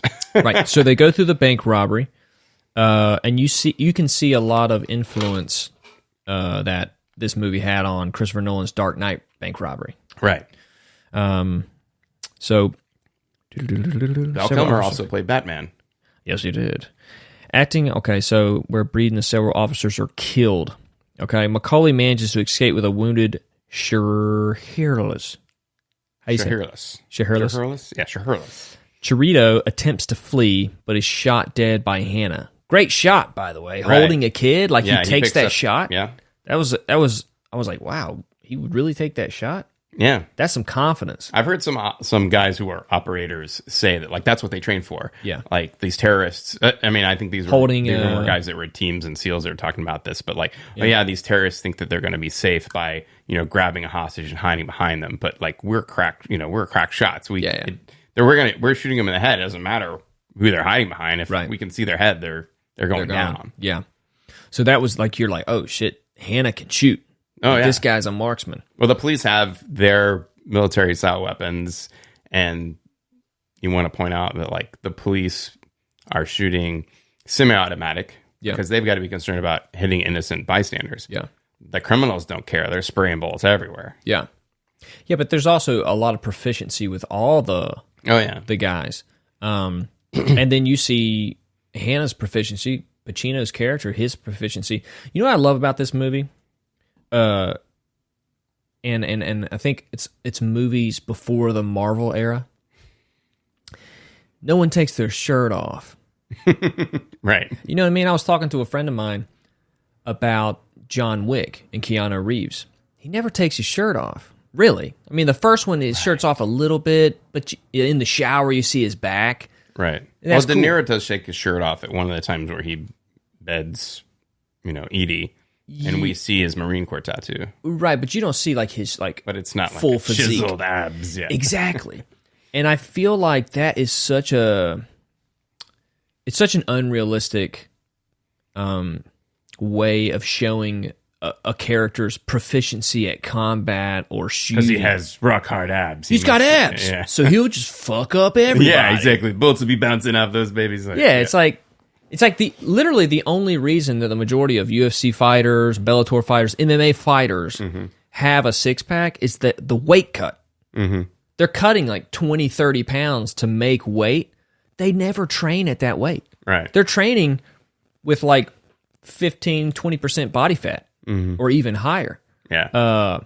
Sometimes during training camp. They only cut the weight and look shredded to make the weight. So they can still do all the things that they do when they fight at 30 pounds heavier. Right. You know, having the six pack and the low body fat percentage has nothing to do with performance. Right. You know, or proficiency. Right. So that's what I like about these older movies and like old cowboy movies. You know, where nobody's taking their shirt off and stuff like that. I respect that. Like the John Wick movies, same thing. Doesn't take his shirt off.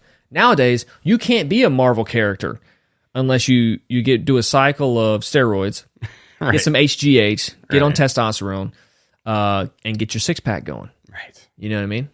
Your rip physique. Yeah.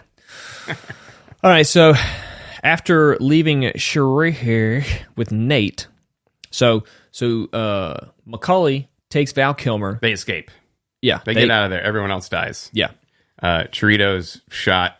The getaway driver, Don Breeden. Yeah, that was tough because like he was such a good guy. He was trying to make it work. Don Breeden, this guy, the black guy, Isaiah Washington, right? No, that was the guy from Major League in the Allstate commercial. I want to say. Well, pretty sure. Is he even in here? Is it? Or maybe it's not. Dennis Haysbert. Yeah, Haysbert. I played golf with him. Oh, wow. I had lunch with him. Yeah. Cool guy? Oh, yeah. Great guy. Nice. Yeah, Haysbert. Yeah, Haysbert. So anyways, great character, too. Like, he's trying to make it clean. Now he's out of prison. He's trying to do it right. Job, you know, working for some guy that specializes in hiring parolees. Dude, that was the thing I realized. I was like, you know what? Like, he's a character introduced, like, late into the film. Yeah. And he's given, like, a backstory. His girlfriend. Yeah. It's like, oh, I believe in you. You make me proud. Yeah. Like, and he's like, there's not a hard time been invented I cannot handle. Like, she's like, can you handle it, baby, till we get you something better? And right. Like, I can handle it. Great casting too. Right. But something I was realizing, I was like, you know what? Like, there's a responsibility that everybody has, as a manager, as a business owner, to creating an environment where your employees want to be there. Right. You know? And when you act that way, like the manager of that restaurant, total asshole. He's going to take like 25% of his take-home pay because he's taking the risk of hiring a felon. Yeah, when you have no soul. If you're late, if you're high, if I see you stealing, I call you a parole officer, you're going to be, you're going to get yanked. So, you just add to the problem. Right. Of society. Right. You really do. Yeah. Like, most people are working job. Everybody's working a job because they need to work a job. And there's some shitty jobs out there. And to get to a place of where that manager is, of harassing his employees. Right. Creating a toxic work environment. Yeah, it's super toxic. It's like, you want to complain about people going to prison? And then you want to act like that?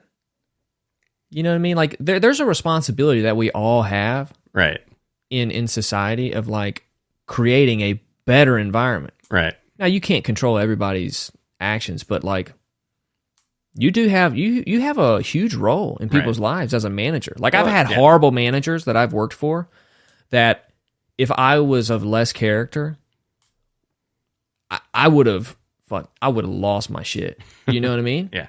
And I saw people lose their shit to these managers, and I'm like, yeah, that's what happens when you act like that. But I've also had managers who I'm like, I respect them so much, and it made working at this dead end job bearable because we were literally, it was a team, And that's a hard thing to cultivate, and most managers are not put in that position because they can cultivate it. Right. Well, if this guy was not such an asshole, the grill man would have taken up Neil on his offer of maybe, right? Yeah. But he made it more likely for sure. Yeah, for sure. Yeah. But that's great writing, too. Right. So he tragically dies in this shootout. Yeah. Val Kilmer gets shot, very fucked up. Yeah. Goes to the shady doctor. Right, yeah. Patched up. Which is the comedian. He was in Entourage. Oh, man. Jeremy Piven. Yeah, Piven. Very, very brief scene, but Piven's the... Jeremy Piven, yeah. Dr. Bob. Shady doc. And that was a good scene. Like, he was trying to add some flair to his character. Right. Because De Niro asked him for his shirt. He's like, hey, man, I got this for Father's Day. My daughter gave that to me. I don't care who gave it to you. Give it to me. Yeah. That was cool. That was a cool flair he gave to that character. So McCulley at this point is like, who sold us out? Yeah. Who wasn't there? Well, somebody asked him who did it, and then Macaulay's like, well, who wasn't there? Right. Trejo.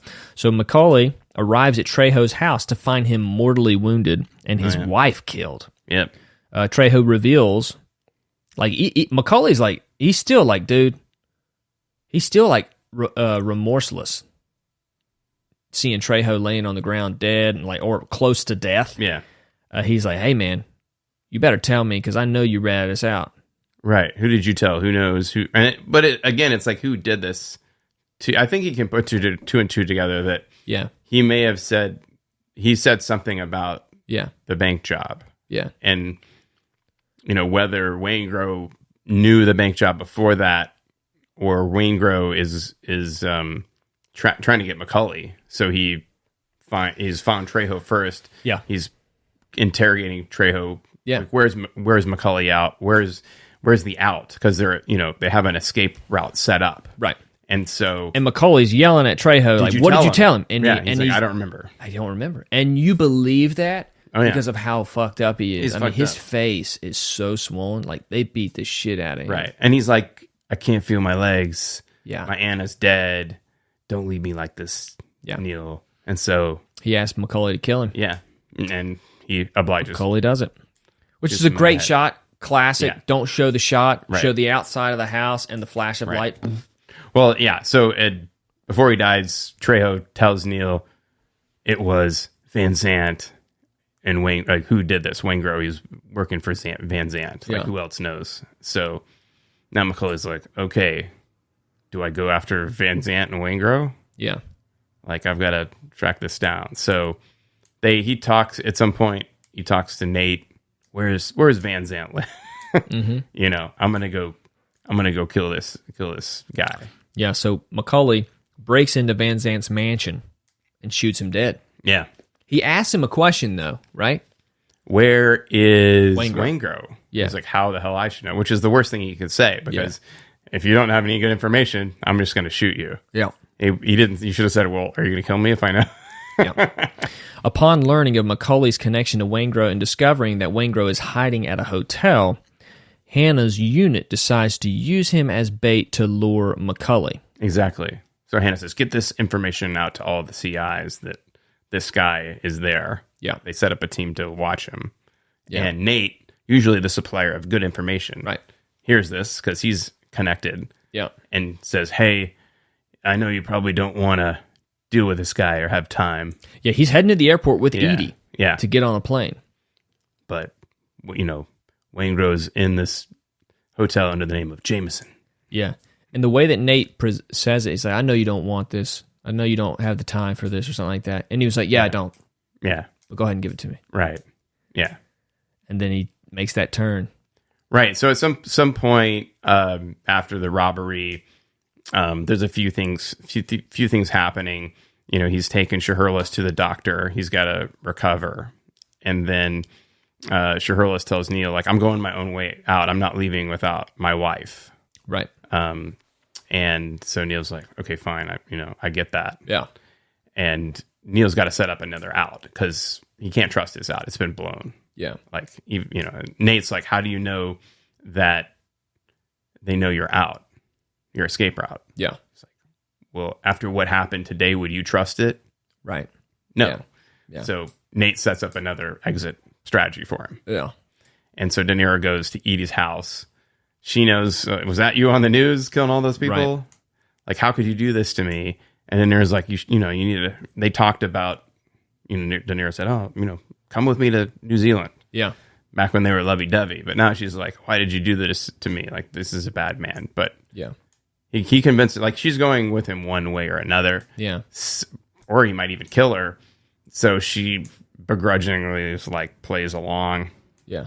Like, it's kind of nebulous as to, like, she's very upset and probably doesn't want anything to do with this guy. But there's a moment where she kind of, like, accepts her fate. Well, not only accepts her fate, but is like, I do love you. Right. Even though this stuff's going on. When was it? Was it when he goes into the hotel? I don't know. But she goes along. They're in the car on the way to the airport. And, you know, he gets the tip about Wayne Grow. He says, no, I'm not going to worry about it. But then he's like, oh, the De Niro faces. The faces. He's mulling over, and then he's like, okay, I got one more thing to take care of. Do we have time? Yeah, we got plenty of time. Yeah. So he goes in the hotel. And he's almost like trying to like convince himself, all right, I'll get this last thing done, and I'll. So in a way, he's violating his 30 seconds rule. Yeah. Like he feels the heat's on him. Yeah. He does not have time for this. Yeah. He should walk away, get out. And he's violated his rule getting Edie too. Oh yeah. Yeah, for sure. So he's breaking his rules. Yeah. And this is why he dies, like, because he broke his code. Oh. So even though things were fucked up, he could have gotten out of there if he had stuck with his code. But he breaks his code by getting Edie, although it's somewhat... I don't think it would have mattered. Like, by the time she gets to the police, like, oh yeah, this is the guy, you know, I think it'd be too late. Like, the guy's long gone. You know, Hannah says, oh, Hannah's at the back of the MCU. I think Bosco got killed and one of the other guys got shot at the shootout. But yeah, they're gone. And he makes this face like, one of the detectives said, well, maybe we can get him. And he's like, he sort of gives him this sly look that I think it could be read like, there could be an informant in the room. I'm sort of I want to play this up like I've given up, because he probably, you know, who knows with all the revisions and stuff, but he sort of gives him like this look of like, play along with me, like act like you're trying to convince me, right? And I'm not going to be convinced. You could read it that way, or you could just be like, you're out of your mind, bro, if you think you're going to catch this guy now. We're done. Like, he's given up, and just shut up. Yeah. And when is the Hannah finds Lauren the attempted suicide in the hotel? So right after that, he says, Hannah says, I'm going to the hotel. Watch that clicker. Oh, my bad. It's all right. So, Hannah says, I'm going to the hotel. I'm take a shower. Going to sleep for 2 weeks. Yeah. We're off. This guy's gone. Long gone. Yeah. So we go to the hotel. He comes in. He steps in the wet carpet. Mm-hmm. He goes to look out the window and like reflect on what's happened. And then which is already open. Right. And then he goes back to the bathroom because he's going to take a shower. And then that's where he finds his stepdaughter. Yeah. I forget what her name is, but... Lauren. Yeah. So she finds the stepdaughter. He's like, oh, baby, no. What did you do? She's unconscious. He checks her pulse. He starts ripping the rags up, but pulls out a handkerchief. He's like wrapping it around like her arm and leg to kind of stop the bleeding. Yeah. And, you're not going to die on me. Like, yeah. It's got emotional. Like this. Yeah. It's very like tough scene. Yeah. And, we cut to her mother in the hospital. Like, where is she? Is she here? Hannah obviously called her, said, yeah, take her to this hospital. So she gets there first. Like, I don't know how, but, right. But then he brings her in. He gives the ER's doctors like the rundown, like, blah, blah, blah, we get a vascular surgeon and some other surgeon in here, got an intubator. Her, pulse is weak. So he gives them like the rundown. And then one of the doctors says, how long has it been since you last saw her or anyone seen her? Like, I don't know. Where did you find her? Yeah. In the bathtub. Yeah. And so then we cut to like the scene of Hannah and what's his wife's name? I forget. Justine. Yeah. Justine. And they go, they have like this heart to heart about like, you don't want me, Justine. I'm like, it's like you said, I'm only what I'm chasing after. Yeah. Like, that's my great identity. line. I'm only what I'm going after. But they're very sweet and tender with them, with each other. And you almost think like, no, it could work out between them. Yeah. At least you want it to. I want it to. Yeah. Like I said before, he's found like the one or two people that he can save. Yeah. Instead of just like wading through the aftermath of crimes and dead bodies. Yeah. Like, but he is on, like, right now, his focus is this. Mm-hmm. And they've got to tip where Waingro is. Yeah. And I think he's at some point chased down Hugh Binney, because Hugh Binney was the CI that tipped him on the bank robbery. Yeah. So he tracks down, he gets to Trejo's house. Trejo's dead. Gets to Hugh Binney, beats him up. Where's Waingro? That's how they find Waingro, mm-hmm. who was a member of Neil's crew. So there's like this link there. Maybe we do have a chance of catching these guys. So who beats up Hugh Binney? Pacino does. That's right. Yeah. Throws him through the window. Or the glass door. Yeah. Yeah, but he was a CI. Yeah. But he obviously murdered... Who'd he murder? Trejo. Oh. I think he was there. But that was most likely Waingro. But they don't know that. They know he's linked to Waingro. Like, he knew about the... That's true, yeah. They were like, because that's what they're trying to find out. That's why they show up to his house. Yeah, I don't think they knew. Maybe they go to Trejo's house or not, but they know Hugh Binney is the CI that tipped off the cops about the robbery. So they want to know, who told you? Yeah, Waingro did. Yeah. How did you know? Well, where is he? He's in I guess that's how they find him. He's in a hotel. Yeah. They find him. They use him as bait. Right. They set him. So maybe now we have a chance. But then the suicide happened, or he gets the call that they found Waingro in the hotel. Neil might go after him. So he knows, like, he's got to get there quick. Neil's either going to hit him now or disappear. And the people overlooking Waingro's hotel room are connected with Hannah's team? Yeah, they're cops. Okay. I'm not sure how often the police do, like, set someone up as bait. I don't know if Waingro knows he's bait, but they have caught him. They arrested him at some point, although I don't think we see that. So is he staying at the hotel on his own? Well, he's being monitored by cops, so they put him in the room. So the cops put him in the room? Yeah. Through Henry Rollins' character? Yeah, Rollins knows where he is. Okay. That's how they find him. But I think that's off camera. We don't see it. Right. But at some point, they've arrested Waingro, put him in protective custody. Yeah. Right. Yeah, I mean, what's fascinating about this is, like, the Rollins character, Hugh Binney, is supposed to be a good guy. Well, he doesn't... No, not really. He's an informant. Yeah, but not all CIs are right. good. And in fact, they're kind of the worst. They're rats. Right. Okay. Yeah, that's true. So he's been working for Van Zandt, and on the side, he probably got... Usually, the reason people are criminal informants is because they got picked up for a crime. Right. And the cop said, well... We'll make it easier. We can arrest you, or you can just go to work for us. Yeah. And that's the same leverage. So at some point, Hannah tracks down Christine... the wife of Val Kilmer. What was there? Justine. No, that's... Justine is the... No, that's Hannah's wife. Charlene Shaherlis is Val Kilmer's wife. Yeah. Ashley Judd. Charlene, yeah. So they find the guy that she was boning. Yeah.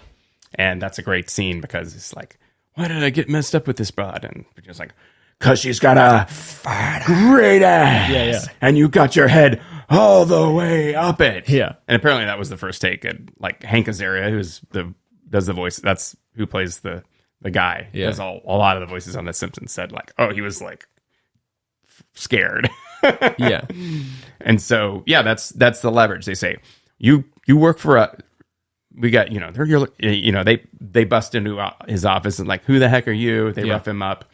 It's like, this isn't even your jurisdiction. It's like, well, the guy from Las Vegas PD picks you up. You get extradited to New York for smuggling cigarettes from North Carolina 3 years ago. Yeah. Or you go to work for us. Right. So it really has no choice. And so that's usually why people become criminal informants. They get picked up for a crime. Yep. The police give them a choice. We'll arrest you for this low-grade crime, or you can feed us information. And they're using him to get Val Kilmer. Right, to lure Val Kilmer in. They hold up Ashley Judd and that guy at a safe place. House, yeah. A safe house. In Venice. On the beach. Venice. And Val Kilmer rolls up, barely able to move because of how fucked up he is. He's fucked up. He's on meds, and his face is fucked up. And he looks up, and Ashley Judd is going out there to reveal to the cops inside if it's Val Kilmer or not. Yeah. And she gives that little hand motion. Which I believe is the signal to fold a hand in Vegas. Like if you want a card, I think you do this. Oh, yeah. And if you know cards, fold or whatever. Yeah, I think like that is right. And that goes to their backstory of like him being a gambler and they met Vegas. And very subtle there. Right. So the signal, the pre-worked out signal, that's very subtle. And he realizes it, gets back in or asks where's can I get some bread? What about directions? And yeah. Gets in the car, drives off, and then they stop him still. Right. And he's got another ID. Right. And he passes cut off his hair. Yeah. Right. So it's less. I just feel like that was kind of they would know what he looks like. Maybe not. Like they turn off. So there's a whole scene where De Niro McCauley is meeting with the guy in the wheelchair who's like the tech expert. Kelso. And he explains to him, like, what you do is you break in the night before, you put these things in the computer to turn off all the cameras. Oh, that's right. So they actually haven't seen 20 minutes before you go in. So they don't know they don't have a photo of Kilmer, even though Kilmer's like, he beats up one of the guards before he puts on his mask. Yeah. But presumably they don't know what he looks like. He's cut off all his hair too. Exactly. So yeah. That helps. He's got a really great fake ID. Yeah. Before that happens, Drucker, Hannah's right-hand man, explains to him, like, you've got to betray Chris because your son Dominic will go to Gladiator Academy at all the correctional emphasis. Because you're going to jail. You have no parents. No one's going to look after this kid. He's going to be in foster care, steal a car, and then he's fucked. His life is fucked. You know it because you had the same thing happen to her. He knows her rap sheet. They've done the research. She probably came from a broken home. Like she's like, what other shit you got to sell? He's like, all kinds of shit, but I don't have to sell this because this shit sells itself. Yeah. And so we think like he's like, okay, I'm going to play ball. But yeah. What mother wouldn't? Mm-hmm. Like and she redeems herself in that moment though. Well, she signals him. She takes a huge risk. And I think, it is because it is like, she's got to betray somebody or at least risk. She's taking a huge risk signaling him because the cops are going to pick him up anyway. Yeah. And you're like, oh, she's fucked. But he checks out, he leaves, and then Drucker comes back. Hey, you want a cup of coffee while we wait? And she's like, sure. I almost remember it as this is how I remember it because it's sort of a bigger tell. Like that if she had asked for a cup of coffee after that, and the guy's like, okay, like that would be such a tell because it would be like, she knows she's going to be there all night, right? Because there's like, we're going to wait here till he shows up. And so you see her relax, kind of like, right, yeah. Because they're like, well, we're just going to, because the Drucker's like, we're just going to wait here until he shows up. She's like, all right. She knows he's already been there. He's not starting up. So it's like the thing in Usual Suspects. It's like the guy in the tank that goes to sleep is the guilty guy. Right. Because he knows he's been caught. Right. Like he's not trying to get out. Right. Everybody else is like trying to figure out how can I explain to the cops to escape. So then, all that's done. McCauley drives up to the hotel with Edie, goes in, finds Waingro. Mimicking the same intro scene, establishing scene. Like he knows where to go in a hotel. Mm-hmm. He knows how to get in. He knows how to get Puts the on uniform. Somebody else's uniform. Security uniform. He calls like room service, says like, oh, supposed to take a BLT to Jameson and someone fucked up the room number. Yeah. Give me the room number. Finds the room number. Goes up there. Boom. Gets him. Great scene on how he gets into the into the room. Has his back to the eye hole. He puts his hands out like, oh, I've got no gun. Yeah, he's like... He listens for Waingro to... open it. He's, put that little latch on, but he listens for the door to open. Kicks that bad boy open. Boom, kicks it open. It's like, punches him, knocks him on the... hits him with the butt. He's on the couch. He's like, look at me. Look at me. Yeah. And Waingro finally looks at him, and that's when he shoots him. Yeah, shoots him dead. Yeah. And then gets out. Right. Yeah, he gets out, and then this was a tough scene because he's right at the car. Right. And he looks and sees Al Pacino very far away. Right. Very far away. Right. and doesn't get in the car. But that's his code. He's like, be willing to walk away in 30 seconds if you feel the heat around the corner. The fucking heat's literally on the corner. Yeah. Yeah. So he does follow his code in this case. For sure. Even though he's kind of broken it to go after Wayne Grow. Yeah. Maybe the heat wasn't close enough. Yeah. I just feel like he could have backed out. He's got a car. But there's there's chaos all around because everybody's been evacuating the hotel. People will move. There are fire trucks. The cops are there. Like, I think he knows. Like, he sees Hannah. He's like, they have this place staked out. Yeah. You know, it was a setup. Yeah, but he knew that. I think he knows it's a setup. But he knew that going in, that the cops were there. Did he? Maybe not. Yeah, I'm pretty sure he said he's being held out at a hotel. Yeah. I don't think he would have done it if he thought the cops it was a trap. He would have been, that's a trap. And not done it. I think he would have been trying. Yeah. I don't know if he knew. I don't know if Nate was said that. Well, see, the cops were smart because there's that scene. It's like Hannah tells one of the guys, like, put it out through all the CIs that this guy's in the hotel. Set him up in the hotel. For sure. So the CIs have been facilitating these information. So he doesn't know it's a trap because it came from CIs who are criminals that fed it to Nate. He thinks it's legit information. But I only don't like it because he dies because of this. You know what I mean? Right. Well, he dies because he broke his code, I think. He didn't break his code. Well, he went back to pick up Edie. Like, but that's the problem. He didn't break his code at the end. When he sees the heat, he breaks his code, but he does follow it. You know what I mean? Yeah.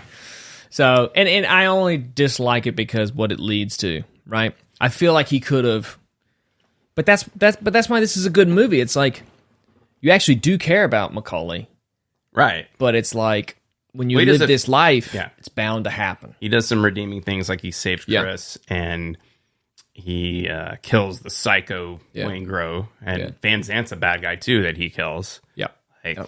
So is he worse than these guys or better? Right. So Pacino chases him. So Pacino says, out into the "Give me that airport field." And then there's no lines between us. This is like a cat and mouse. Yeah. Hannah sees Macaulay, starts chasing him through the airport. Yeah. Great use of the lights from the airplane, right, to light up that field, and then Macaulay to step out to shoot Pacino with the shadow. He sees the shadow and just turns. And the way they shot it, it was like you see the instincts of Pacino just go into action. Right. And you see a life of training. Yeah. And a life of, what does he call it? His angst. Yeah. Got to keep that angst. On the edge. Like, he's too sharp. Yeah. Like, you see how sharp he is. He's a hunter. He sees, even in dress shoes. He sees the shadow. Like, he swings his gun hand around, shoots Macaulay once, then he locks on. It's like, boom. And finishes him off. And then Macaulay is, like, slumped on something and says, "I told you, I'm never going back." Yeah. So he has and then Pacino says, Macaulay has, like, the last line of the movie, and he has to be right. He is right. That's like, "I told you, I'm not going back." So in reality, he did do everything he said he was going to do. Yeah. Like, it played out like the two, they were hashing out. Like, if I got you boxed in, I'm going to take it. If it's between you and some poor bastard, you're going to make a, bastard's wife, you're going to make a widow.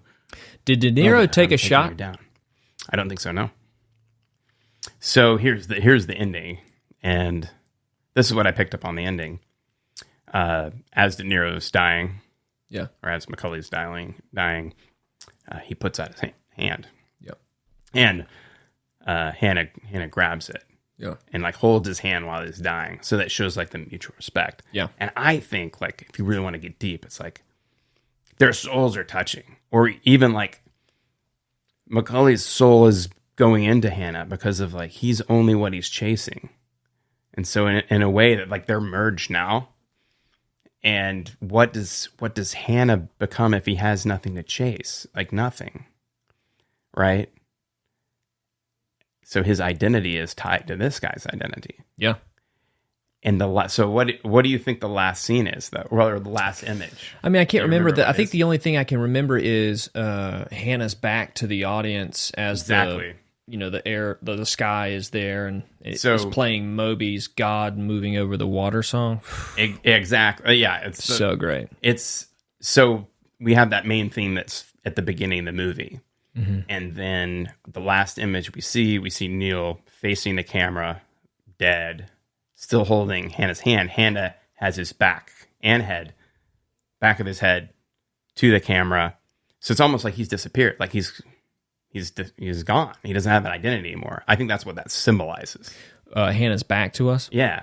Because you don't see his face. He's become anonymous. Like as this De Niro, you can still see that's his identity. He's still holding his hand too, right? He's still holding his hand. And so that's why I was going to ask you, like, if you think what the main character of the movie is, it's Macaulay, because that's the last person we see. Like they could have shown both. They could have shown the stereotypical, like Hannah triumphant, getting back there. For sure. I mean, I've always looked at it as Macaulay De Niro's character as the lead. But I think what Michael Mann really did well in that scene was like show you how these characters were in tandem. Yeah. Like it wasn't just about De Niro, it was about this relationship. Yeah, it's a bromance. And they're opposite sides of the same coin. So here's a interesting question. I've never seen a scene like this or a movie like this with women. Yeah, maybe. I mean, this is a man movie. Oh yeah. This is a manly man movie. We do man movies. Yeah. Yeah, but there is something so unique about how men navigate life and in their existence. And when it comes down to the depravity, and the profane and the violence. Yeah. Only another man can hold the essence of another man in that depth of existence. You know what I mean? Yeah, so they have that same that music at the beginning. Yeah. But then when we fade to black or we cut to a Michael Mann film, we get cut to the credits, like it crescendos into this triumphant crescendo of like a lot of major chords have like happier. It's a triumph. Yeah. And I read that as like this isn't the triumph of Hannah. Right. It's a triumph of the movie. Like, we fucking made a badass movie here. And this is like, we're celebrating that. We're not celebrating the actual story. Well, we're celebrating the telling of the story. That's how I read it. I think, yes. But like, it's like that song, like, expresses and exemplifies all the meaning that this story and these characters have shown the audience. Like, right. Because like you want Macaulay to get away with it, even though he's done some bad stuff. You see his code. You see him as a man. You see how he treats Edie. You see how he treats his friends. You see Hannah and how he treated his girlfriend, right? Justine. His wife. Are they married again? Yeah. Okay, they are married. How she cheats on him. Right. How he relates with her daughter, his stepdaughter. And you see their lives intertwined to where, like, you see the good and you see the bad in each one, and you see all the meaning in their lives. Right. And then in this last scene, you're like,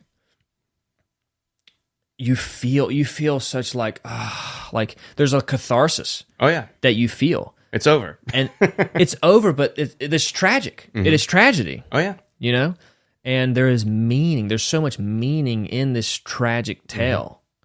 And that song just like puts you there. Right. And you're like, wow.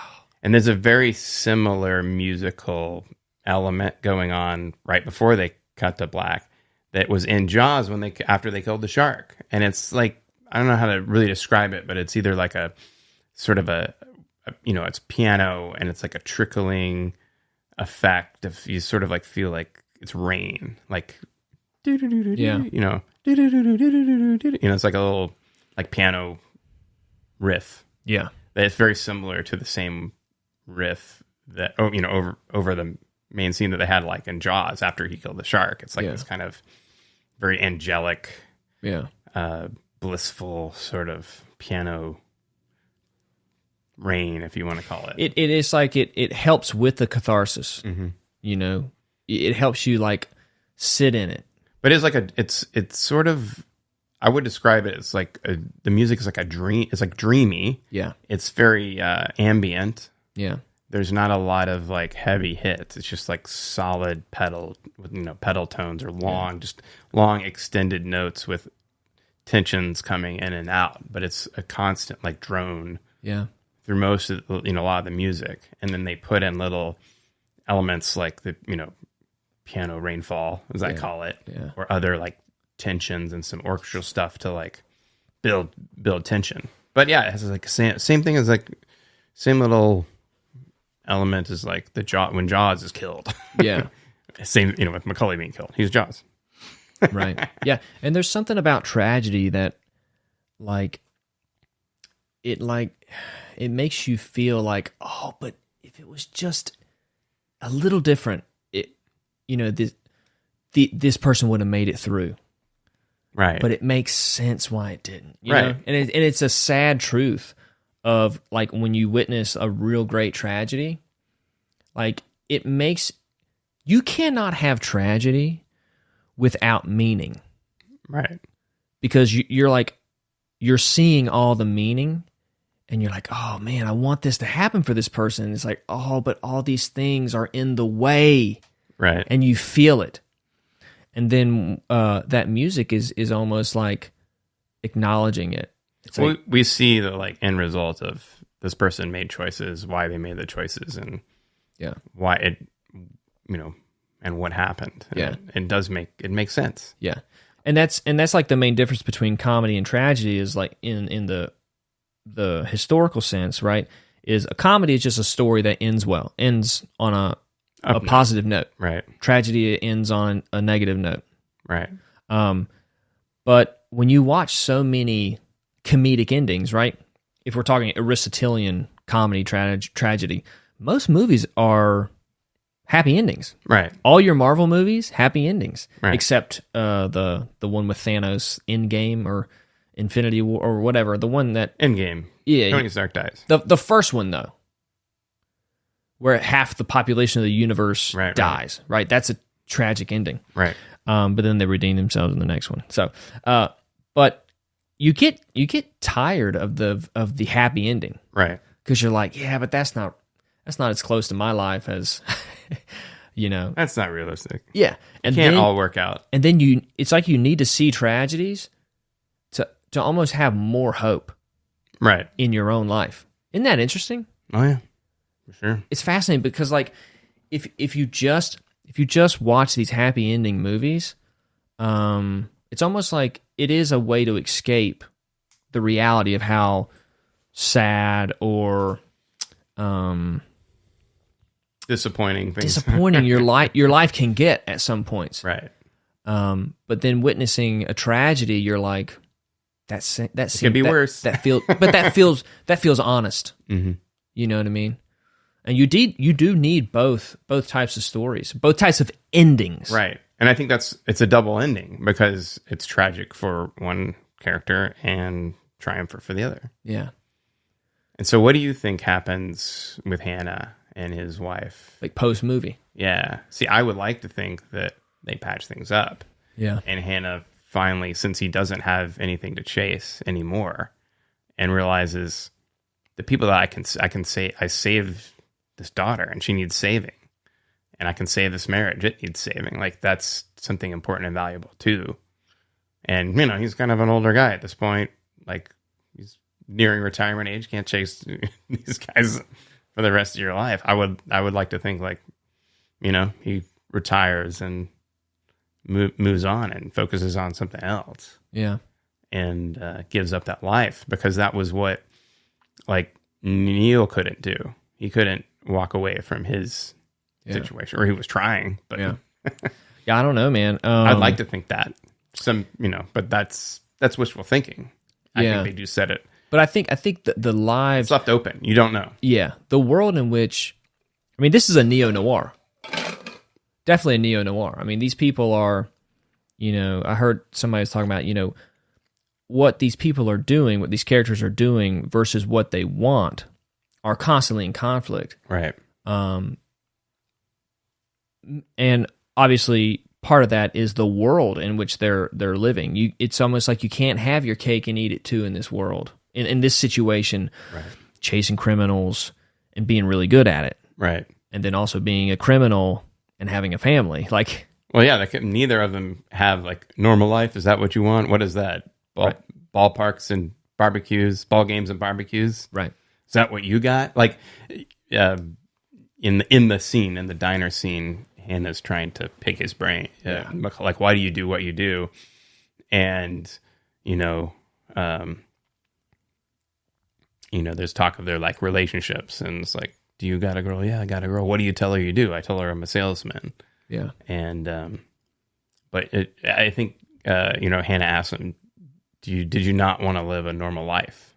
And it's like, is that what you got? He's like, no, hell, I'm on the end of my third marriage, going nowhere, so on and so forth. So they recognize that they both made like maybe wrong choices, difficult choices, have paid the price for their choices, but are very accepting of what they've chosen to do. Yeah. Because they don't know how to do anything else, and they don't really want to do anything else. Yeah. That's who they are. Like they know who they are. That's who they are, but also that's like they have an opportunity to be that. You know what I mean? Like they get to be that. They found a way to be that. Right. Hannah is using criminals to give himself meaning. Right. Right. And only identifying that. Right. Right. He's only what he's chasing. Right. Kind of like De Niro, he's only what the next score. Yeah. In a way. De Niro's plan is to walk away from, he says his dream is like drowning. And Pacino's like, what's that all about? He's like, not having enough time to do what I want to do. And Pacino's like, are you doing that? He's like, not yet. Right. But at some point, I'll be able to, quote, do what I want to do, which he doesn't really say. Move to New Zealand, I guess. Yeah. And do what? I don't know. Just retire from this thing. Yeah. Do you have a dream that reoccurs like that? No, I think I used to have like recurring dreams, like maybe in high school or college. Yeah. I think my recurring dream was like being late for something. Okay. Yeah. It's because I think I was under a lot of pressure to like always be on time or always be early. Yeah. And doing that, and most people that were around me didn't do that. Like weren't so obsessed with like being on time. Yeah. And so I think that was one of the, or like not having my homework or something. Like you go into class and like, all right, everybody bring out your homework, and you don't have it or whatever. It's like, I don't remember that. Like, what was that? So I think that was like the only like really recurring dream, because like that shit happens every time you go into a classroom. It's like, oh shit, do I have my homework? Yeah. So yeah, I've got one. Oh yeah. Yeah. I always have it, man. It's been a while since I've had it, but I always have it when I'm at a point in my life where I'm not doing something creative, where I've taken off too much time from doing something creative, whether it's a podcast or whether it's writing. And it's the same dream, a little different scenario each time, but it's the night of a performance, and I did not memorize my lines. And I'm like, oh my God, like this is it. Like, why did I sign up for this? Like, I knew I wasn't going to, like, I didn't have enough time to do this. Like sometimes I'm telling myself, oh, I didn't have enough time. Why did I do this? And then the other times is like, you knew you had the time. And then I'm like, well, I'll just improv. I can improv all the lines to this scripted play. Right. Yeah. And like I'm in the wings. It's different places. Sometimes it was like a big opera house one time. And then one time it was the First Baptist Church of the town where my mom was the secretary of it when I was a kid. That's where the performance was. And every time I go out there, I kind of get into like, my like confident, like, hey, Right. I'll improvise, like, because improvisation, a lot of improv is confidence. Right. Yes, and Right. you go with it, and then my partner starts to say his line, and the last dream I had was my scene partner in this scene I did in high school, and I won an award for in the county. We had like a county performance, and I won an award for it. But he's in it again, and he starts saying his lines, and I'm like, I can't improv this. Right. And then I say something, and then the audience is like, they're catching on to me, right? Mm-hmm. And then I'm like, oh my God, I can't believe I did. And then I wake up. I think they're somewhat similar because it's like we're both not prepared. Yeah, absolutely. It's lack of preparation. Right. Yeah. So yeah, we just don't feel prepared to, or we didn't do the homework. We didn't. Yeah. Yeah. And we should have. Why didn't we? Yeah. Yeah. But every time I have that, I'll podcast more, or I'll start writing more. And then it's like a check for me. Mm-hmm. It's weird, man. I've had it like maybe 4 times. Yeah. So what do you think happened to Hannah? Chris and Charlene Shaherlis? Because it's funny, I was doing some research on the internet, and I came across something of somebody said, oh, there's a scene where they drive off in different cars, so that means that they're going to be together. And I'm like, first of all, that's not in the movie, and driving off in different cars would seem to be their parting ways. So I'm like, how why are you making this stuff up? Yeah. I've actually not thought past the ending. I've not thought about the characters, and because those are the only people that really make it through the movie that we know enough about to speculate on what's their next step. Yeah. Is, Macaulay dies. So we got Hannah and his I don't family. care enough, to be honest. And you don't care what happens to the Shaherlises? No, I really don't.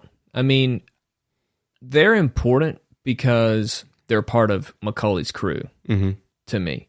But Macaulay, the relationship that I am like, I wish I could see more of is him and Nate, John Voight's character.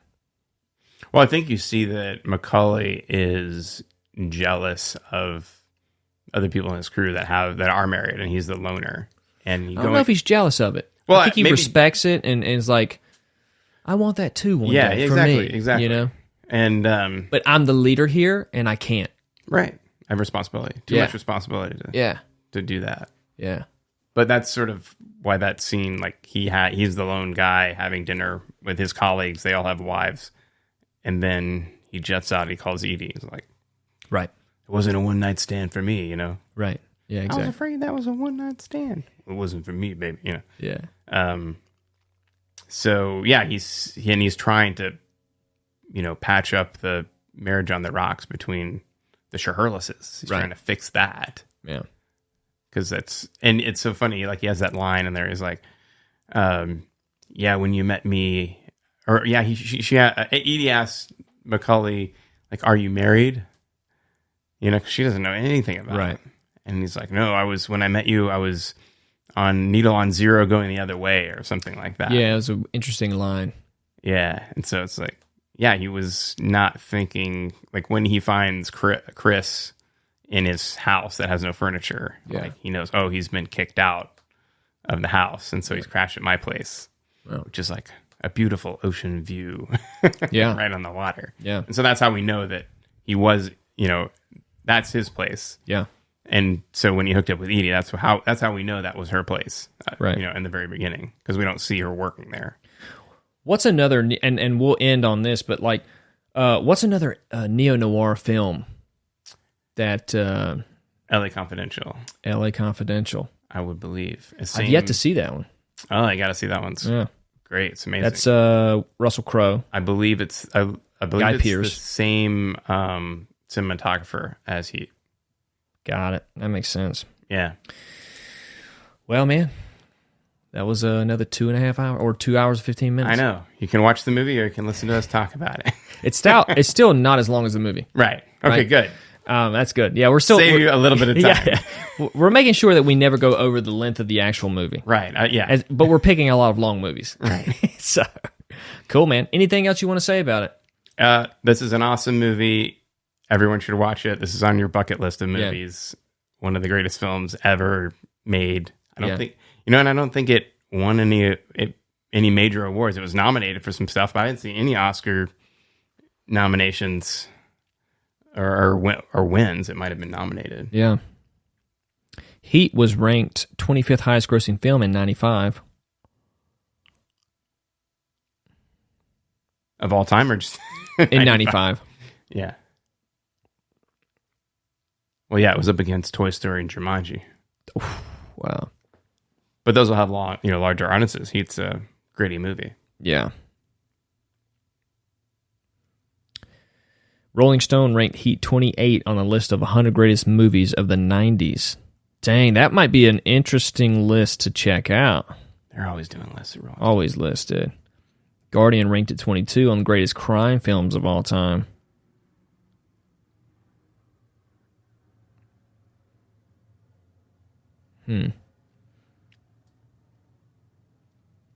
For his film The Dark Knight, Christopher Nolan drew inspiration on the portrayal of Gotham City from Heat in order to tell a very large city story, or the story of a city. Another fun fact about this movie is I believe Ted Levine, who plays Bosco, one of the cops in the movie, was it famously in Silence of the Lambs, a Hannibal Lecter movie. So I think his name's Peter Noonan, the guy who plays the tech expert, the guy in the wheelchair, was in Manhunter, which was also directed by Michael Mann. And that's another Hannibal Lecter movie. It was the book was Red Dragon, but they made it into a movie in the 80s or early 80s, I think. So there's like a Hannibal Lecter connection with this movie. So check this out. In 2016, Mann announced that he was developing a Heat prequel novel as a part of launching his company, Michael Mann Books. The novel would function as both a prequel and a sequel, with plot taking place before and after the film's main events. By 2022, it was revealed that the novel would be a collaboration between Meg Gardner, God, I can't read, and Mann. It was subsequently released in 2022. The title is Heat 2. Dang. To produce an adaptation of that novel. Yeah.